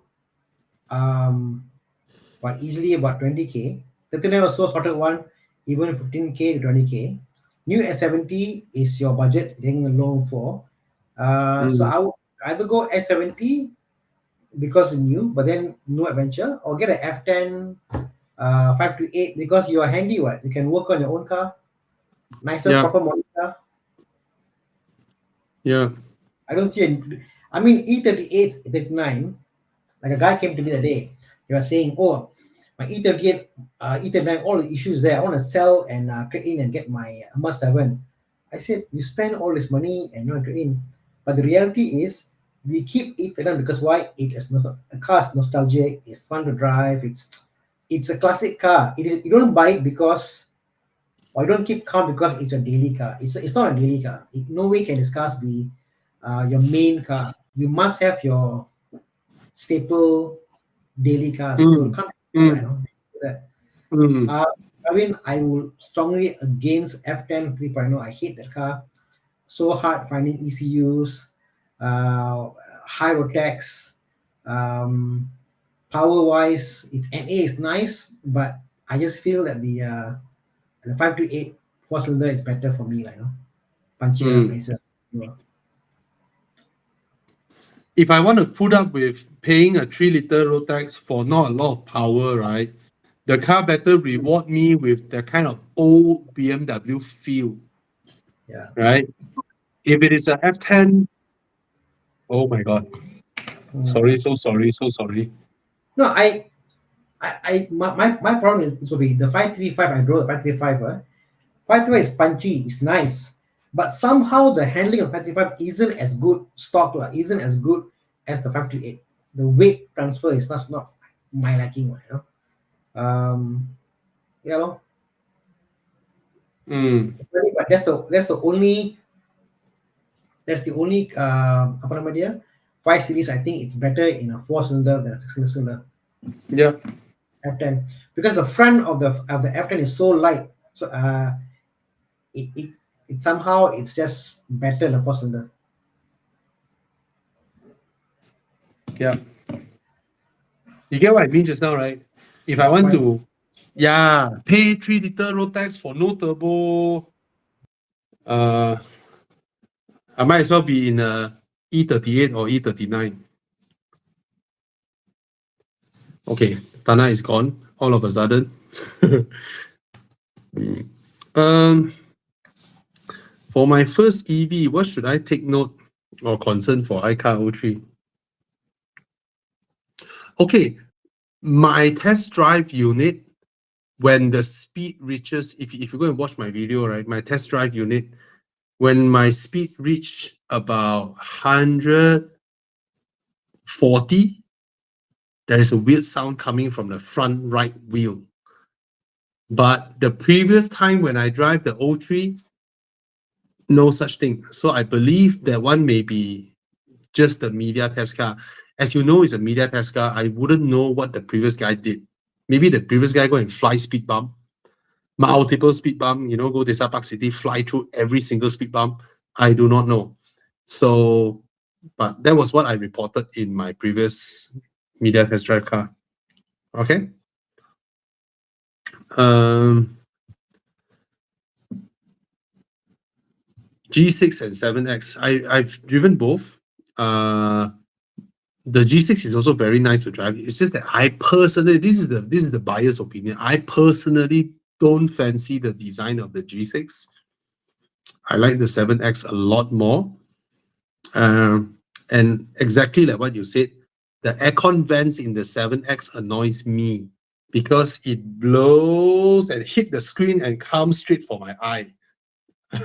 Wherever I try to adjust it. At the end, throughout my test drive period of the 7X, I switch off the middle aircon vents all the time because I do not know why our feng shui not ngam. Just the center aircon vent keep blowing straight at my eye. So I turned that off. As for reliability issue, I think most of the online complaints are about software related stuff, right? That one you just have to wait for the OTA updates. And for Malaysia, probably you have to really wait for the OTA updates because now the whole Zeekr company is focused on bringing their products into Europe. So you can expect, instead of worrying for a tiny right-hand drive market, they might be working on software for Finland or road markers of Sweden. You know, I mean, of course, they have all those data, I believe. I'm just saying that the whole company is gearing for European export. So, yeah. Okay. Is a Mazda 2 used car worth getting? No. Get a Suzuki Swift. As much as I like Mazda, get a Suzuki Swift. It's a much better car. Okay. What is your opinion on a Suzuki Swift Sport manual compared to any other sporty manual in this price range? Yeah, nothing much beats this. Go ahead. Go ahead. Provided you found a 130,000 GR86 manual. Wow, that's a different thing. All right. Okay. For daily drive, obviously the M340i is more comfortable, but you don't get the drama like a 718 lor. And you look like just about any other G20 3 Series out there. Thousands and thousands of them out there lor. Maybe sometimes you walk to the parking lot, you walk up to the wrong car, same color, and then you thought that's your car, and you thought your remote spoiled, right? Hey, why my car door cannot open?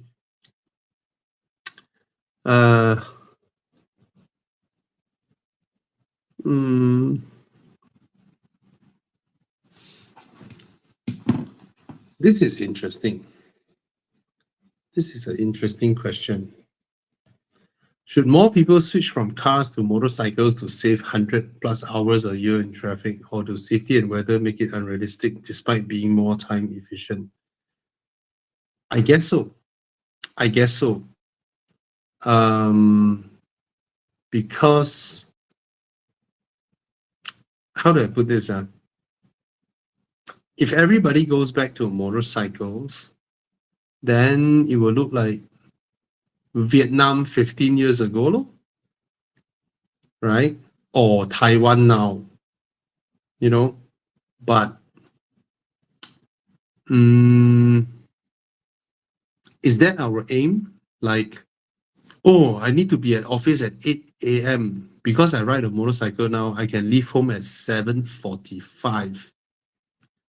Right? Whereas if you drive a car, if you don't want to be jammed, you leave home at 6:30. You arrive office area 7 o'clock. Then you go do gym. Then you shower. You know, it's a totally different daily regime. Totally different discipline. If that's what you want to be more time efficient, I guess. What is efficient? Sleep longer, so that at night you can sleep later. I don't know, man. Obviously, motorcycles don't need to deal with traffic jam. That's a great thing. But sometimes I also wonder when I see motorcycles zoom past my cars, I kind of hope, okay, please be safe, because I cannot imagine if one car suddenly decided to change lane and that's the end of your life. It's not worthwhile. Bro, how do you die? Or the other car changed lane. So not worthwhile, right? Yeah. So I don't think there's a definite answer to this. If you think it's worth to risk the weather, or a more serious thing, worth to risk your life. I know a lot of people has been riding motorcycles safely, but you know lah, different thing lah. Oh, I wouldn't. And when I was young, my dad told me, if you want to ride a bike, I'll break your legs before you break them yourself.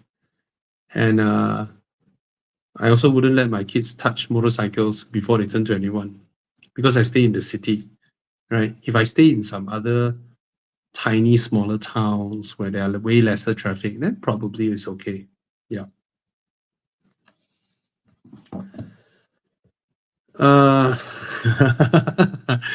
This one. Okay. Hi, I have an issue with my W213 E300. Yep, that's the same issue with W211 as well. What can I do with it? None. Change your suspension to adjustables. Change them higher. Yeah, just jack up your car higher. Yeah, it's a design error from Mercedes-Benz back then. Yeah, nothing you can do. And it happened to both generations. Oh well.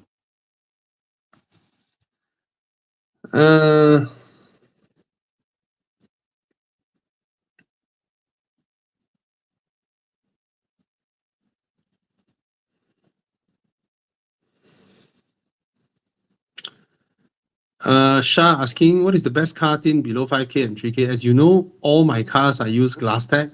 I find them pretty good, and they take direct from the manufacturer, and they are very open and honest. They have two range. One is from China, one is from US. Tell you one thing, a lot of tins out there, the shop is an American brand. When they apply it to your car, probably the front windscreen is the American brand with the QR code or whatever serial number. The rest of your windows and the rear windscreen is some China brand that they don't want to tell you. That happens a lot out there, and GlassTag doesn't do that, which I know the boss, and they are a regular sponsor of our events or whatever. So my tins are all using GlassTag, which I really like it. And now they also source in China tins, and they explicitly make it clear that our China tins are engineered for EVs, because it's clearer, because a lot of EVs are double pane glass, dual layer. Okay, so you can check them out. I have used their tin for many years, and so far it's very good. All right. What the heck? Okay, that's an interesting question. Brand new Proton S70 or a Mazda 3 hatchback 1.5 or a used GR86. So the car guy in me will scream GR86, because this car used to be 240,000 and now it's 130,000. Out of these three, the GR86 is a proper driver's car, and yet is pretty practical. all right, and it's more comfortable than the Mazda 3. Of course, the most practical car here is the Proton S70 lah, but there's a lot of things you can do with the GR86 that you can't do with the Proton S70. Say, for example, someone organized a drift class, like Zenlo organized a drift class. You can go with your GR86. You get what I mean? So, yeah, it's different. And I believe resale value of these three cars, the strongest will be the GR86 from now onwards. Okay?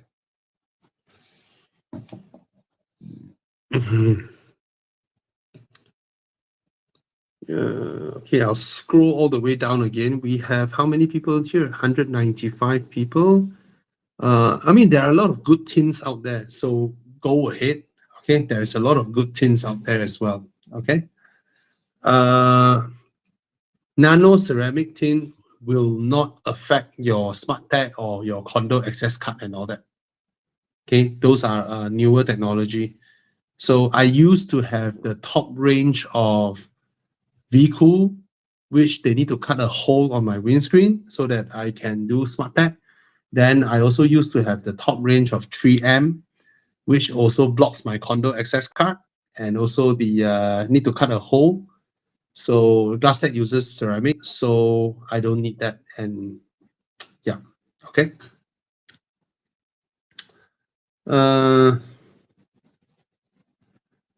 Okay, this is a question I think a lot of people has asked me. If you were to get an EV next, I tell you, the next car I'm buying will 100% be an EV. 100%, because that is something that the problem now is that I have two family cars, right? I have the Audi, which is a family car, but very high maintenance, very high road tax, insurance, and all that. It's a costly car, but it's a dream car. So if my income can sustain, I will try and keep it. The other car is the car that I bought for my father. He passed away. My kids miss him, so they want to go to school only in his car. So for nostalgic reasons, I will not sell that car as well. And I'm not someone who, because I'm so exposed to cars, right? I'm not someone that I can differentiate between, wow, I love versus I want to buy. Both things are separate. Sometimes you may buy a car that may not be the one that you love most. I give you an example. I love the 7X. I quite like the B10, but there are some flaws in the B10. But if you ask me which one I may buy the one that I don't love as much, or the Proton Ermas 7, because it's half the price. And I only need EV to bring the kids to school and back. And when I come home for the 1.5 hour jam, I can use their adaptive cruise control system to alleviate the stress from me. I may treat it as a utility, like a utilitarian product. That means I treat it as an appliance. I don't need to fall in love with the car, right? But there's also the inside me, wow, if one day I can afford the Lotus Electra, that would be nice, or the Emeya, because I absolutely love the design. So there is a lot of aspects to all this, I would say. So maybe, most likely, I would buy an affordable EV for my daily use, which I do not love. Yeah.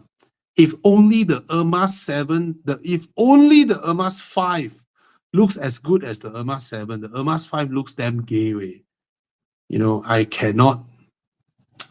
know that car is nice. I know it's the best seller in China, but it's so feminine. It is so nice and cute and feminine.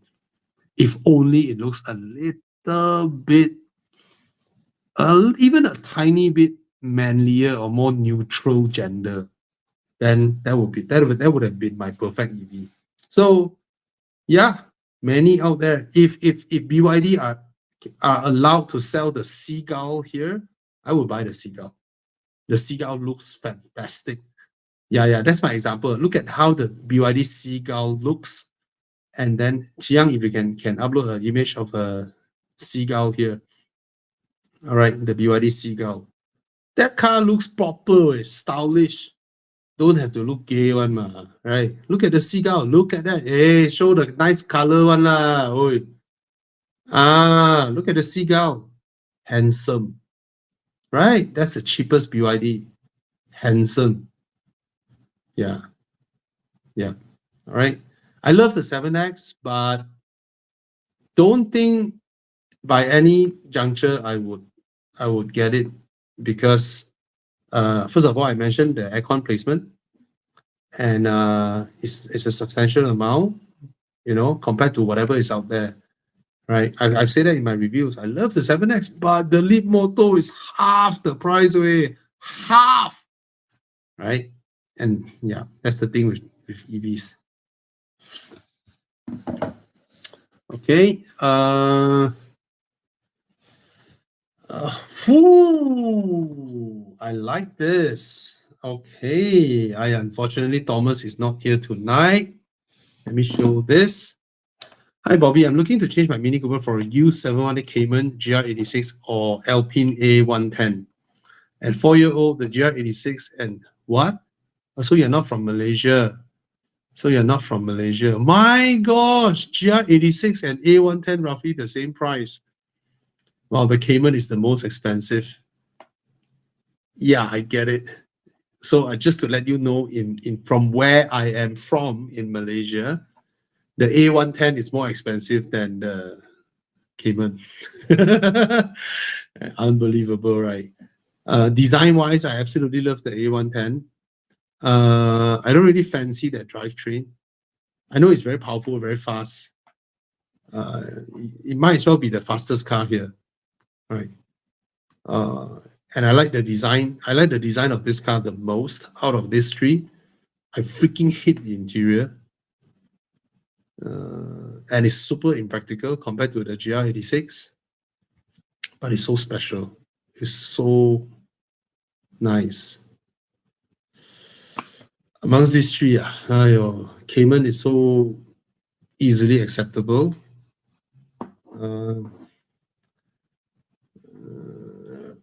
GR86, low maintenance, damn nice to drive, but it's different from the other two. GR86 feels more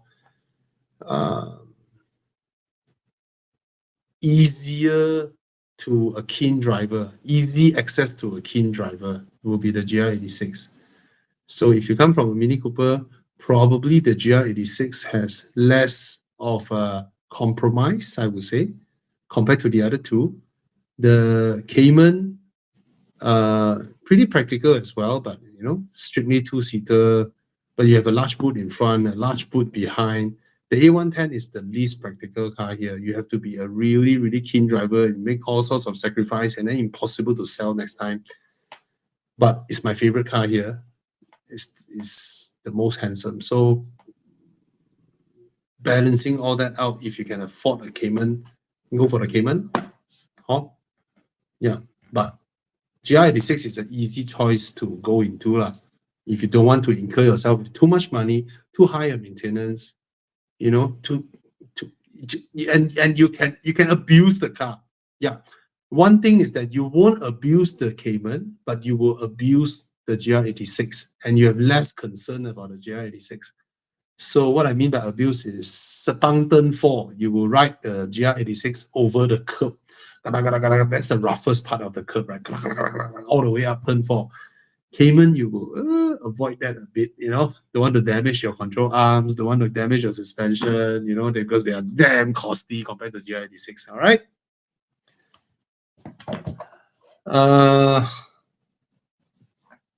Okay. Yeah, I know 7X is damn nice. I like it. 8X, 8X is so nice.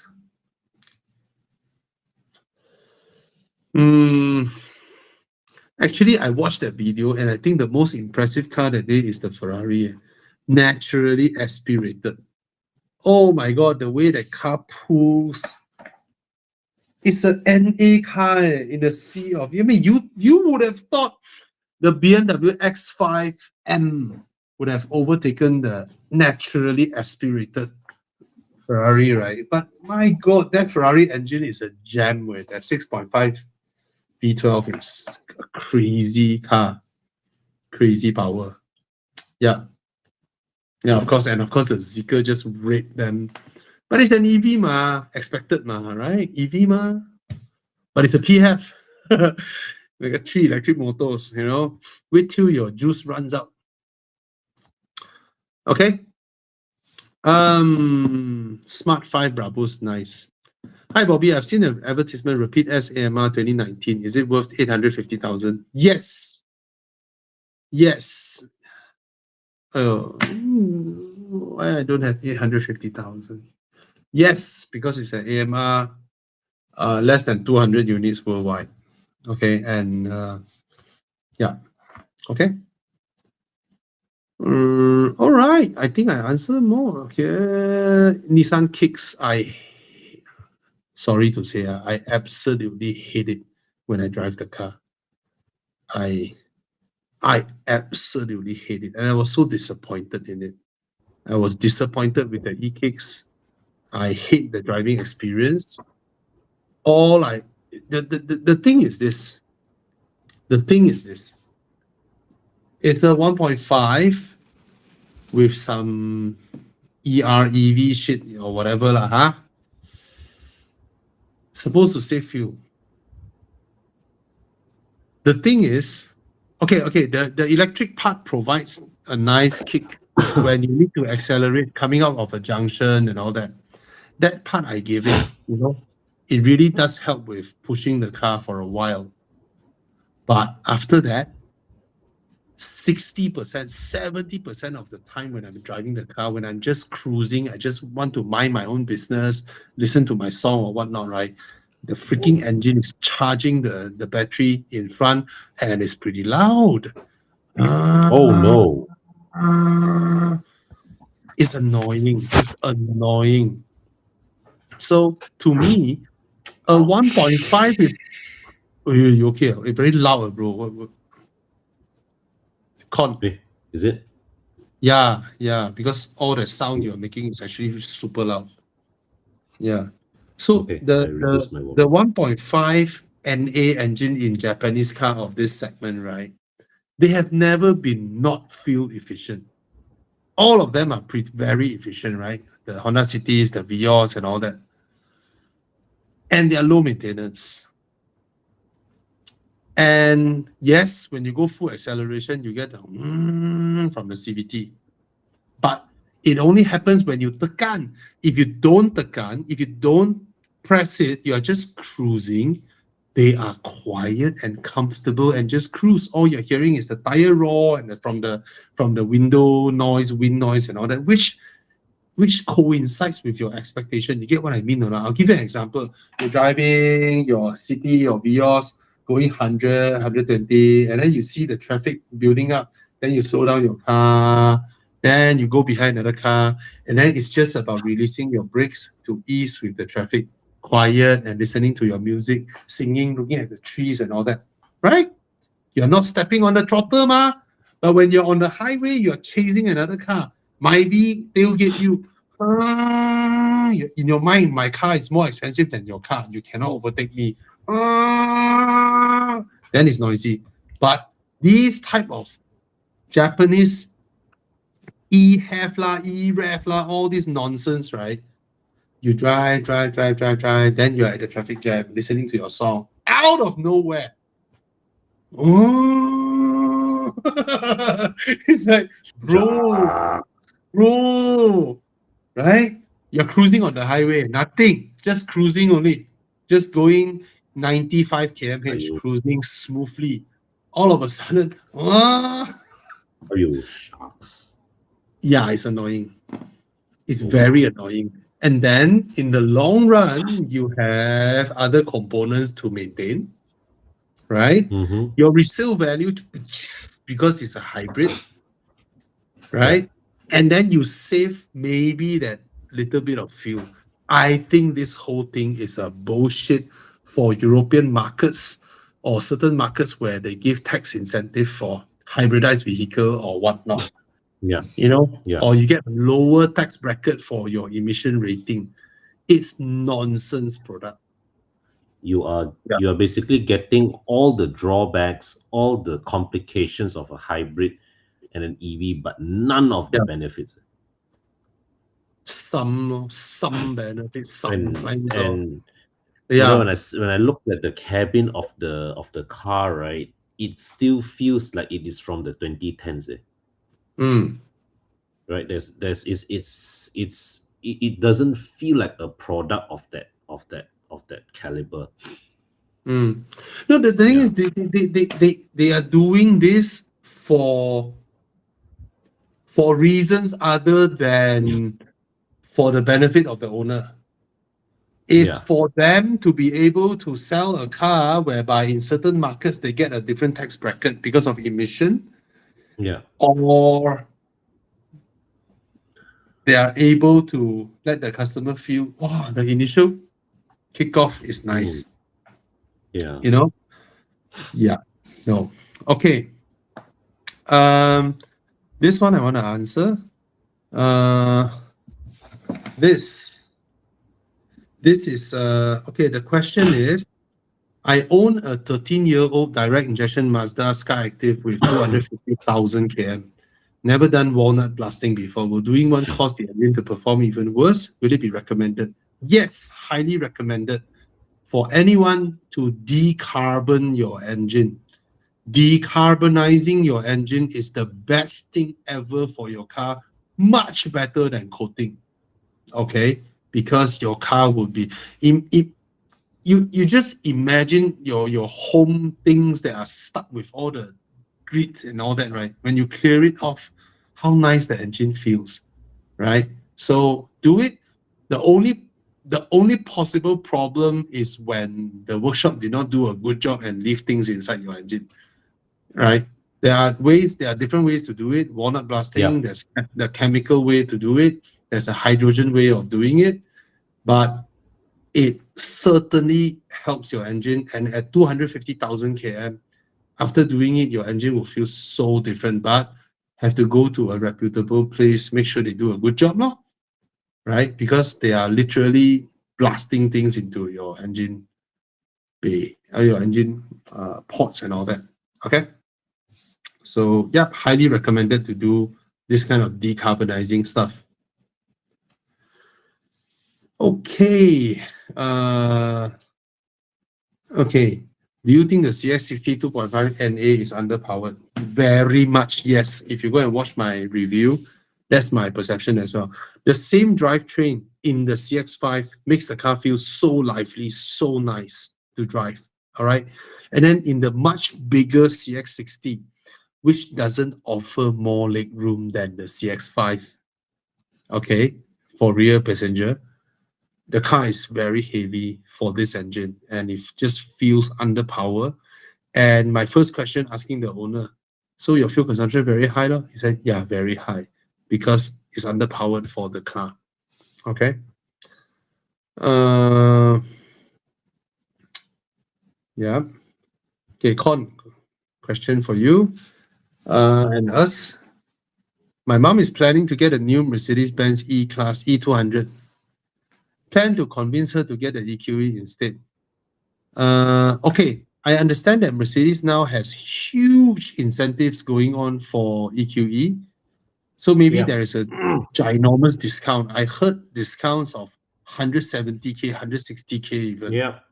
Okay. And so there are plenty of units to choose from.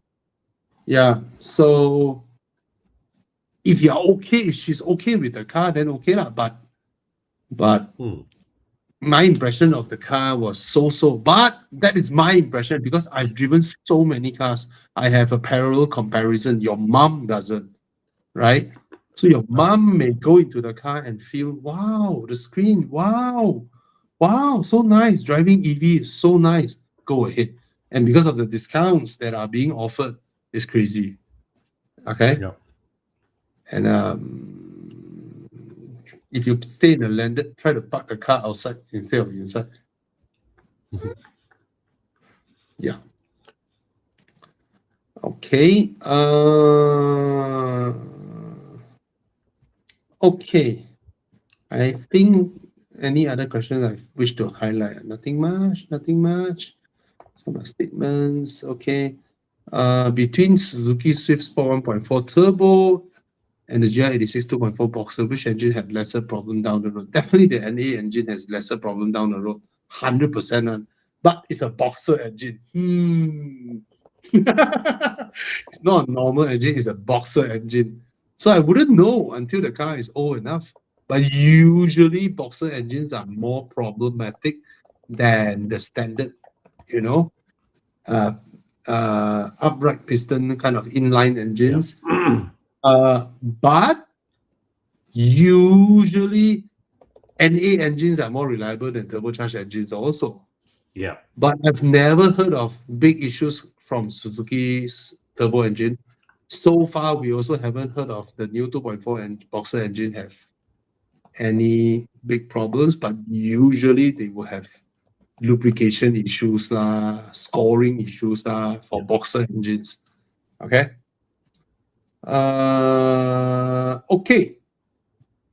Okay, I think I've answered most of the questions. We still have 199 people online.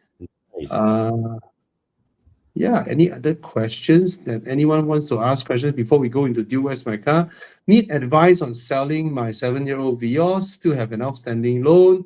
Should I sell it privately or use platforms like Caro or Carsome? It also seems like the used car market has dropped a lot. Yes.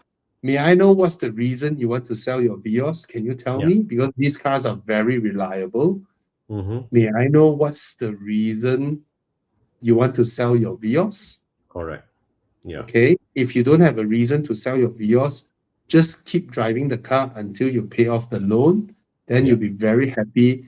Every day you are driving on a fixed cash value that you can cash out anytime when you need the money.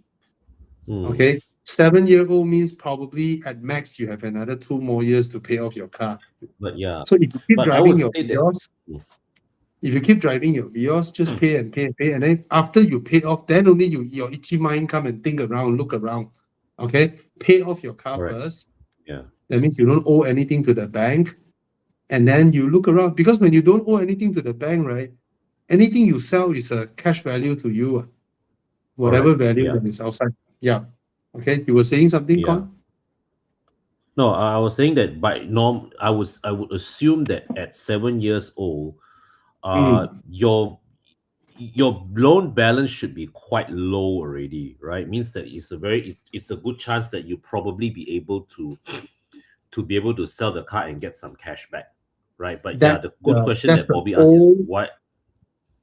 But that's the old market, the previous market. The current market, I really don't know, because the whole used car market has collapsed.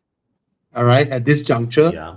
So that's why I say to a lot of people out there, if your car don't have any issue, what is the reason you want to sell or change a car? Is it because of itchy? Is he thinking of buying an EV? That's the thing, right? I tell you, EVs, right? The longer you wait, the better they are. All right. So don't get bombarded by all this EV news and all that, and then your butt gets itchy. You want to sell your car that you still have outstanding loan, and then used car value has dropped a lot. If you continue to drive your 7-year-old Vios now, at max you only have 2 more years to go. Just continue to use your Vios, observe the market, see the market. You know why? Because Chinese EVs are improving so fast. Their products are improving in such a breakneck pace, right? They keep updating their cars every 1.5 to 2 years. 1.5 to 2 years, new model, better and better and better and better. So if your Vios has no problem, just keep driving it until you pay off the car, right? At least you know at any given time you are driving around with 40,000 minimum cash in hand that you can anytime cash out. Maybe not 40,000. I don't know 30 or I don't know if still got 40,000 or not, maybe 35 or whatever, but cannot be too low, right? Yeah, cannot be. But what Bobby also pointed out is that 150K EV you buy today brand new gets outdated very, very fast. Very fast, right? Yeah. And also the thing is that now a lot of the Chinese brands, right, are not afraid to throw massive discounts that will put a spanner in the value. So your losing of the car's value goes even faster. Actually, I think the whole discount trend has ended. I don't see much Chinese EV brands throwing massive discount like just like last year, early last Yeah, year. last year when was massive. Last year was massive. early last year, yeah. So now I don't see much, but like what Con said, a lot of new ones are coming out. You know, they're coming into Yeah. the market. So wait for a while, lor. Okay. Yeah. Yeah. Yeah, I think that's the best choice, to wait for a while until you pay off your Vios. Then Yeah, lor. cash in hand, driving around. You see one EV you want that time, your car is a boatload of cash. Okay. Correct. And actually EVs if you are willing to shop for a 1-2-year-old used EVs, right? Those are fantastic deals. Yeah. Fantastic. LBX Morizo. Yes. Buy 250,000, cheaper than what people pay for GR Yaris last time. Hey, Con, Toyota Yeah. good resale value, right? Yeah. That's what they say lah. GR Yaris is limited edition, right? Yeah. Oh, last time 300K, now 130K can get. Damn crazy. We were talking about it a day in the chat group. What the Yeah, hell, man? lost 170K. More than halfway in such a short span of time for a Toyota. Yeah. Okay, in every measure, in terms of driver's car, the Mazda 3 MPS compared to Suzuki Swift Sport, the Mazda 3 MPS is a piece of shit. Right? In handling, in driver and involvement, everything is a piece of shit. But is it fun? It's pretty fun, actually. Very. Especially when the turbo comes in and torque steer you into the tree, into the nearest tree, into a fireball. Yeah. That's pretty fun fighting with the car. The car wants to make you crash. You remember Chris Wee's colleague from the old Evo, Chemat, Ahmad Zuli's one? Yeah. That guy's a very, very skilled driver, and I still remember that he's saying this car is an accident waiting to happen. Yeah. Right. So when the turbo comes in, the car just want to throw you off the road and go and hit the tree. If I don't remember wrongly, the right-hand side tree. All the time. The torque steer always pull to that side. If I don't remember wrongly. Yeah, it's not a driver's car. It's a Japanese muscle car. Yeah. It's a Ford Mustang. Yeah. It's a Ford Mustang hiding inside, want to crash into bystanders. Suzuki Swift Sport is a scalpel knife. Yeah. When it comes to hatchback handling. The Mazda 3 MPS actually has a modern day successor. It's called the CX-5 Turbo. But that one doesn't do all the nonsense the Mazda 3 MPS does. Yeah. Right. It's a more refined version. Yeah. But still, I haven't when Mazda driven... goes crazy with power, it's... Yeah. No, they just strap on the turbo and call it a day off. Yeah, they man. did not tune the suspension. Or they did not do any changes. It's stupid. Anyway, I haven't had the chance to drive the Jetour T2. I really like how the car looks and the size and the price of the car. All right. And before driving it, I can already tell you it's value for money.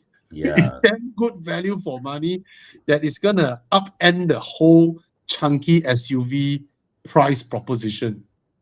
Yeah. So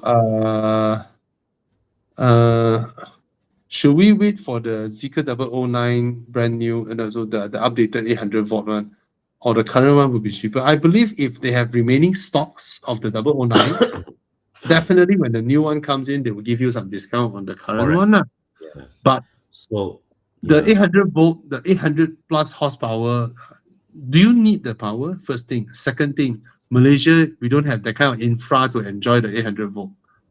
Yeah. We just don't have yet. So okay. Actually, the what's currently there is good enough.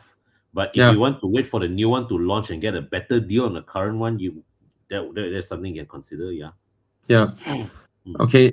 E-Class versus RX. I think the E-Class drives better. But well, we have time and then we have distance, right? So if you want to drive a long time, Lexus is not something we bet against. We never bet against Lexus for their outright reliability. Okay, put it that way. Okay. Yeah, Chiang, straight away. Dude, where's my car? Dude, where's my car? Yeah, you need to sleep already, bro. You're not feeling well. For a while, can lah. Oh, The kids now sleep already, so I've got a bit of peace. oh, so you have some father me time to Yeah. talk to friends and all that, right? Oh yeah, man. Okay, guys, scan the code, please. Scan the code to join Dude Where's My Car. I think next time we need another session. Instead of Dude Where's My Car, maybe we should talk about properties. What brand new property launch lah? Talk a bit about property lah. I like talking about property actually. Yeah. I also slowly realize I can see a lot of things because now again I become my condos chairman, right? Oh my god. So there's a lot of I realize there's a lot of things that I see that normal people who first time home buyers they won't see. Yeah. You know, experience wise, you know, they get smitten with all the stuff shown to them in showrooms. You know, Yeah. oh, our condo got a bus transit service to KLCC or to the nearest LRT. Bullshit. That is not part of your consideration because that one is subsidized by the developer. After you buy, after handover, whether you guys want to continue the service or not, it comes out from your maintenance. Nobody's footing the bill.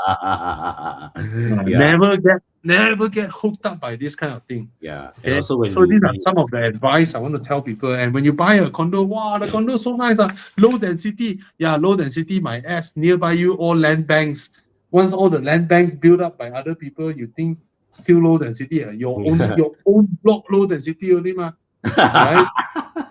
And then your view all gone. You pay more for view, but then in front of you got land bank. So I see all these things now that I would love to share with people also. Oh yeah, man. You know? That'd be great. Yeah.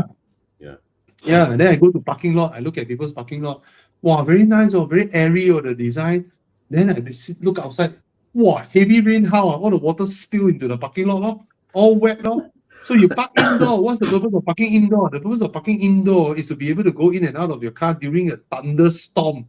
But your indoor parking has so many open area for windy air circulation, right? It negates the purpose of having an indoor parking. All right. Right?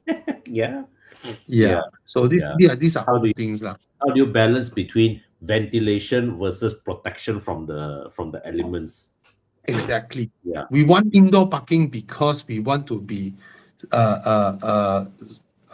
insulated from the heat cycle that is going on outside and the humidity cycle, so that your car actually lasts longer.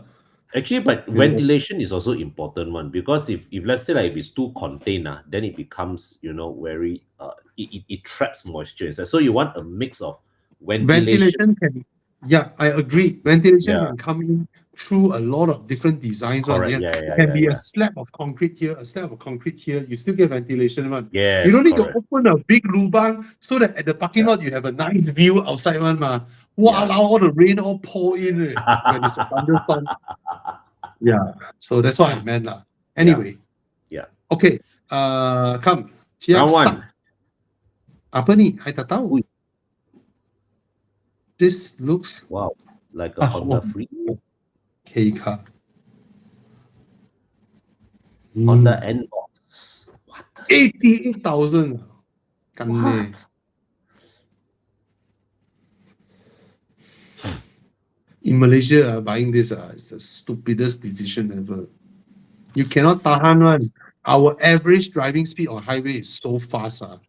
You drive this, you feel so dangerous in this, man. Yeah, man. Yeah. It's the dumbest kind of car to buy. So, next one, Chiang, come. RBD 88888. What? 88. Oh. Hey, this car went enduro before one, eh? Yeah. This specific car one of our members went enduro before one. So which one would you go for? This one is practical. One is practical. One is totally impractical. Yeah. So now I have to suck myself and eat my own words. Maybe I'll get the N-Box.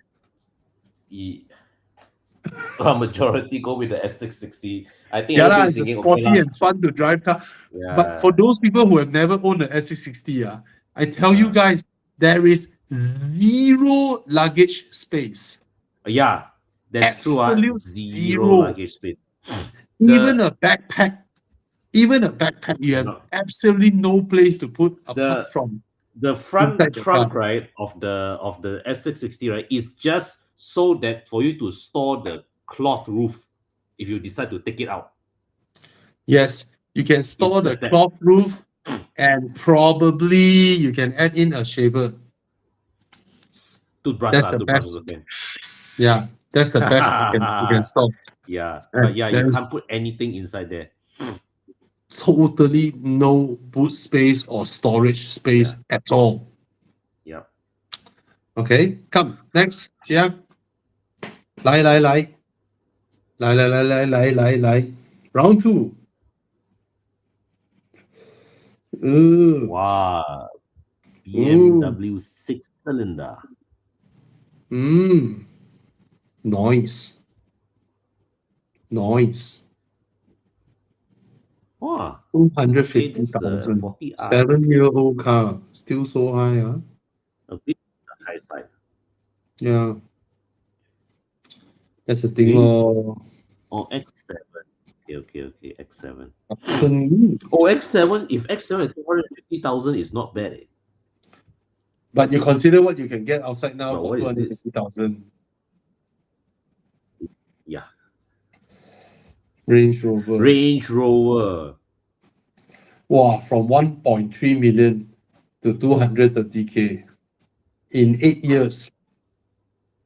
I prefer the looks of the Range Rover so much more lah. But I know the Yeah, I maintenance also of prefer the looks Range of the Rover. Range Rover. But I know the BMW will be so much easier to maintain, so low maintenance compared to the Range Rover. Yeah. Yeah. I think the Range Rover. I like the Range Rover more, but maintenance gila Yeah, babi. me too. Because at this point, right, at this segment, right, it's pointless to buy a BMW. You know what I mean? Yeah. You don't buy a BMW for this lah. Yeah, but at this segment, it's pointless to not buy a Chinese car. Right. Yeah, Chinese true. car so much cheaper and give you the same luxury. Okay, come next. Lai. Round 3. Hey, next time, What is every that? US my car, we put a German car there, we put a Chinese car there, same price one. Yeah, man. Yeah. So this is the Exige Oh. Hardcore. What's the price? Ooh, 350,000. 350K. What's the next car? Let me guess. Alpine.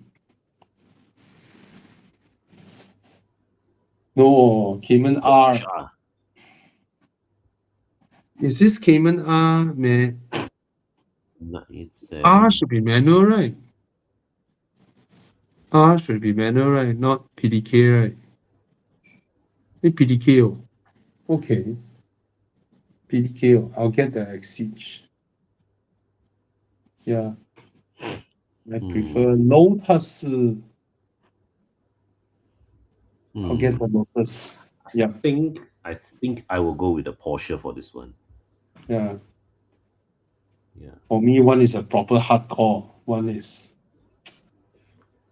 I don't know whether that's hardcore or not. Cayman R. It's not. The Cayman is nowhere near as hardcore as the Exige lah. Yeah.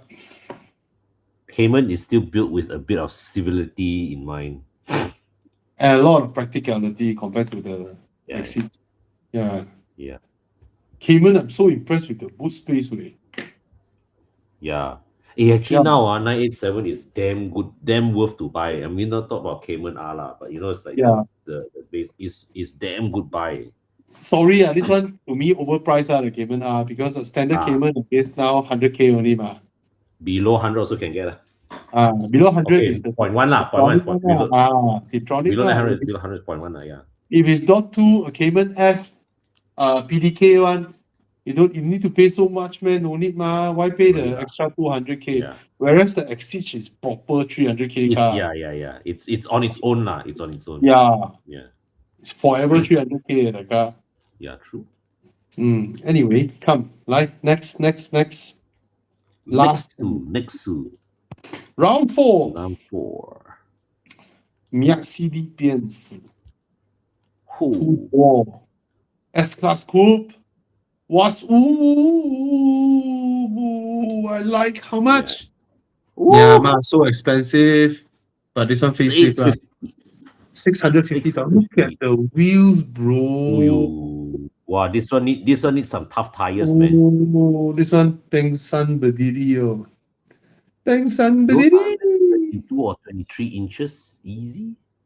I don't know, but it's damn nice. Yeah. Gorgeous car. Okay, what's next? Ferrari, let me guess. Ferrari Aston DB11. Aston Martin. Woo! Wow. Sweet. Aston Martin compared to S-Class Coupe. Okay lah, I will take the Aston, man. Yeah, let people answer. You know, last time I was in this dilemma. Then I was like, I'm pretty sure the Aston will be cheaper to maintain than the Mercedes. I am sure you are correct. Yeah. But I don't know about this Mercedes generation Aston. This one is still using the Aston V2, using an Aston V12 ma. But, Aston V12 or 5.2 V12, yeah. 5.2 V12. All right, let's see the results. Aston. I will still bet this Aston is more reliable than the Mercedes lah. I have no idea. DB11 should be. He has less things. It's super analog also. Yeah. But I picked the S-Class because I have more love for the S-Class. Fair enough. Yeah, I'm not a brand whore. Yeah.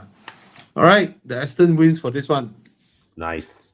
All right, guys, we still have 173 people sticking with us. Wow, great job, guys. I hope I managed to help you all answering questions and all that. And again, anyone who wants to buy a used car or sell your car, look for Con. Con can help you. All right, and any one of you in insurance or in property, you need network marketing and all that, you want to attend courses to help you sell better, you can also contact Con, all right, because he's the partner of Thomas. All right, and for those of you who want to tune your car and all that, you can look for Mike Yap, Mike's Garage. And then if you're buying a used car, you need PPI help, you can look for Tana. And of course, for my side, if you need to extend your car warranty, you can DM us at Horizon Instagram. Just go and DM us. And then if you want auto fire suppression, you can also DM us. And if you want to make your tires nail proof, you can DM us. Right? All these things you can ask for help with regards to car. And of course, I run an advertising agency. So any one of you with your own business or your company, you want to recommend me to help your company market your company's services better, I can definitely help you because I am from advertising background and I've done all sorts of advertising stuff for help people grow their business. Basically, I'm helping people grow their business. All right. So and I would just want to add something that Bobby is very skilled at getting your brand message out in a way that people will trust you. Okay, if you come to Bobby and ask Bobby, hey, I want to put banner ads or whatever, Bobby is not your guy, right? But if you want you want somebody who built your brand in such a way that this is the people that I know that I can trust, Bobby's meant for you, right? So Bobby has that skill to really build your brand in a way that that's trustworthy and puts you in I've been in advertising. I've been in advertising for 20 how many years? Let me think.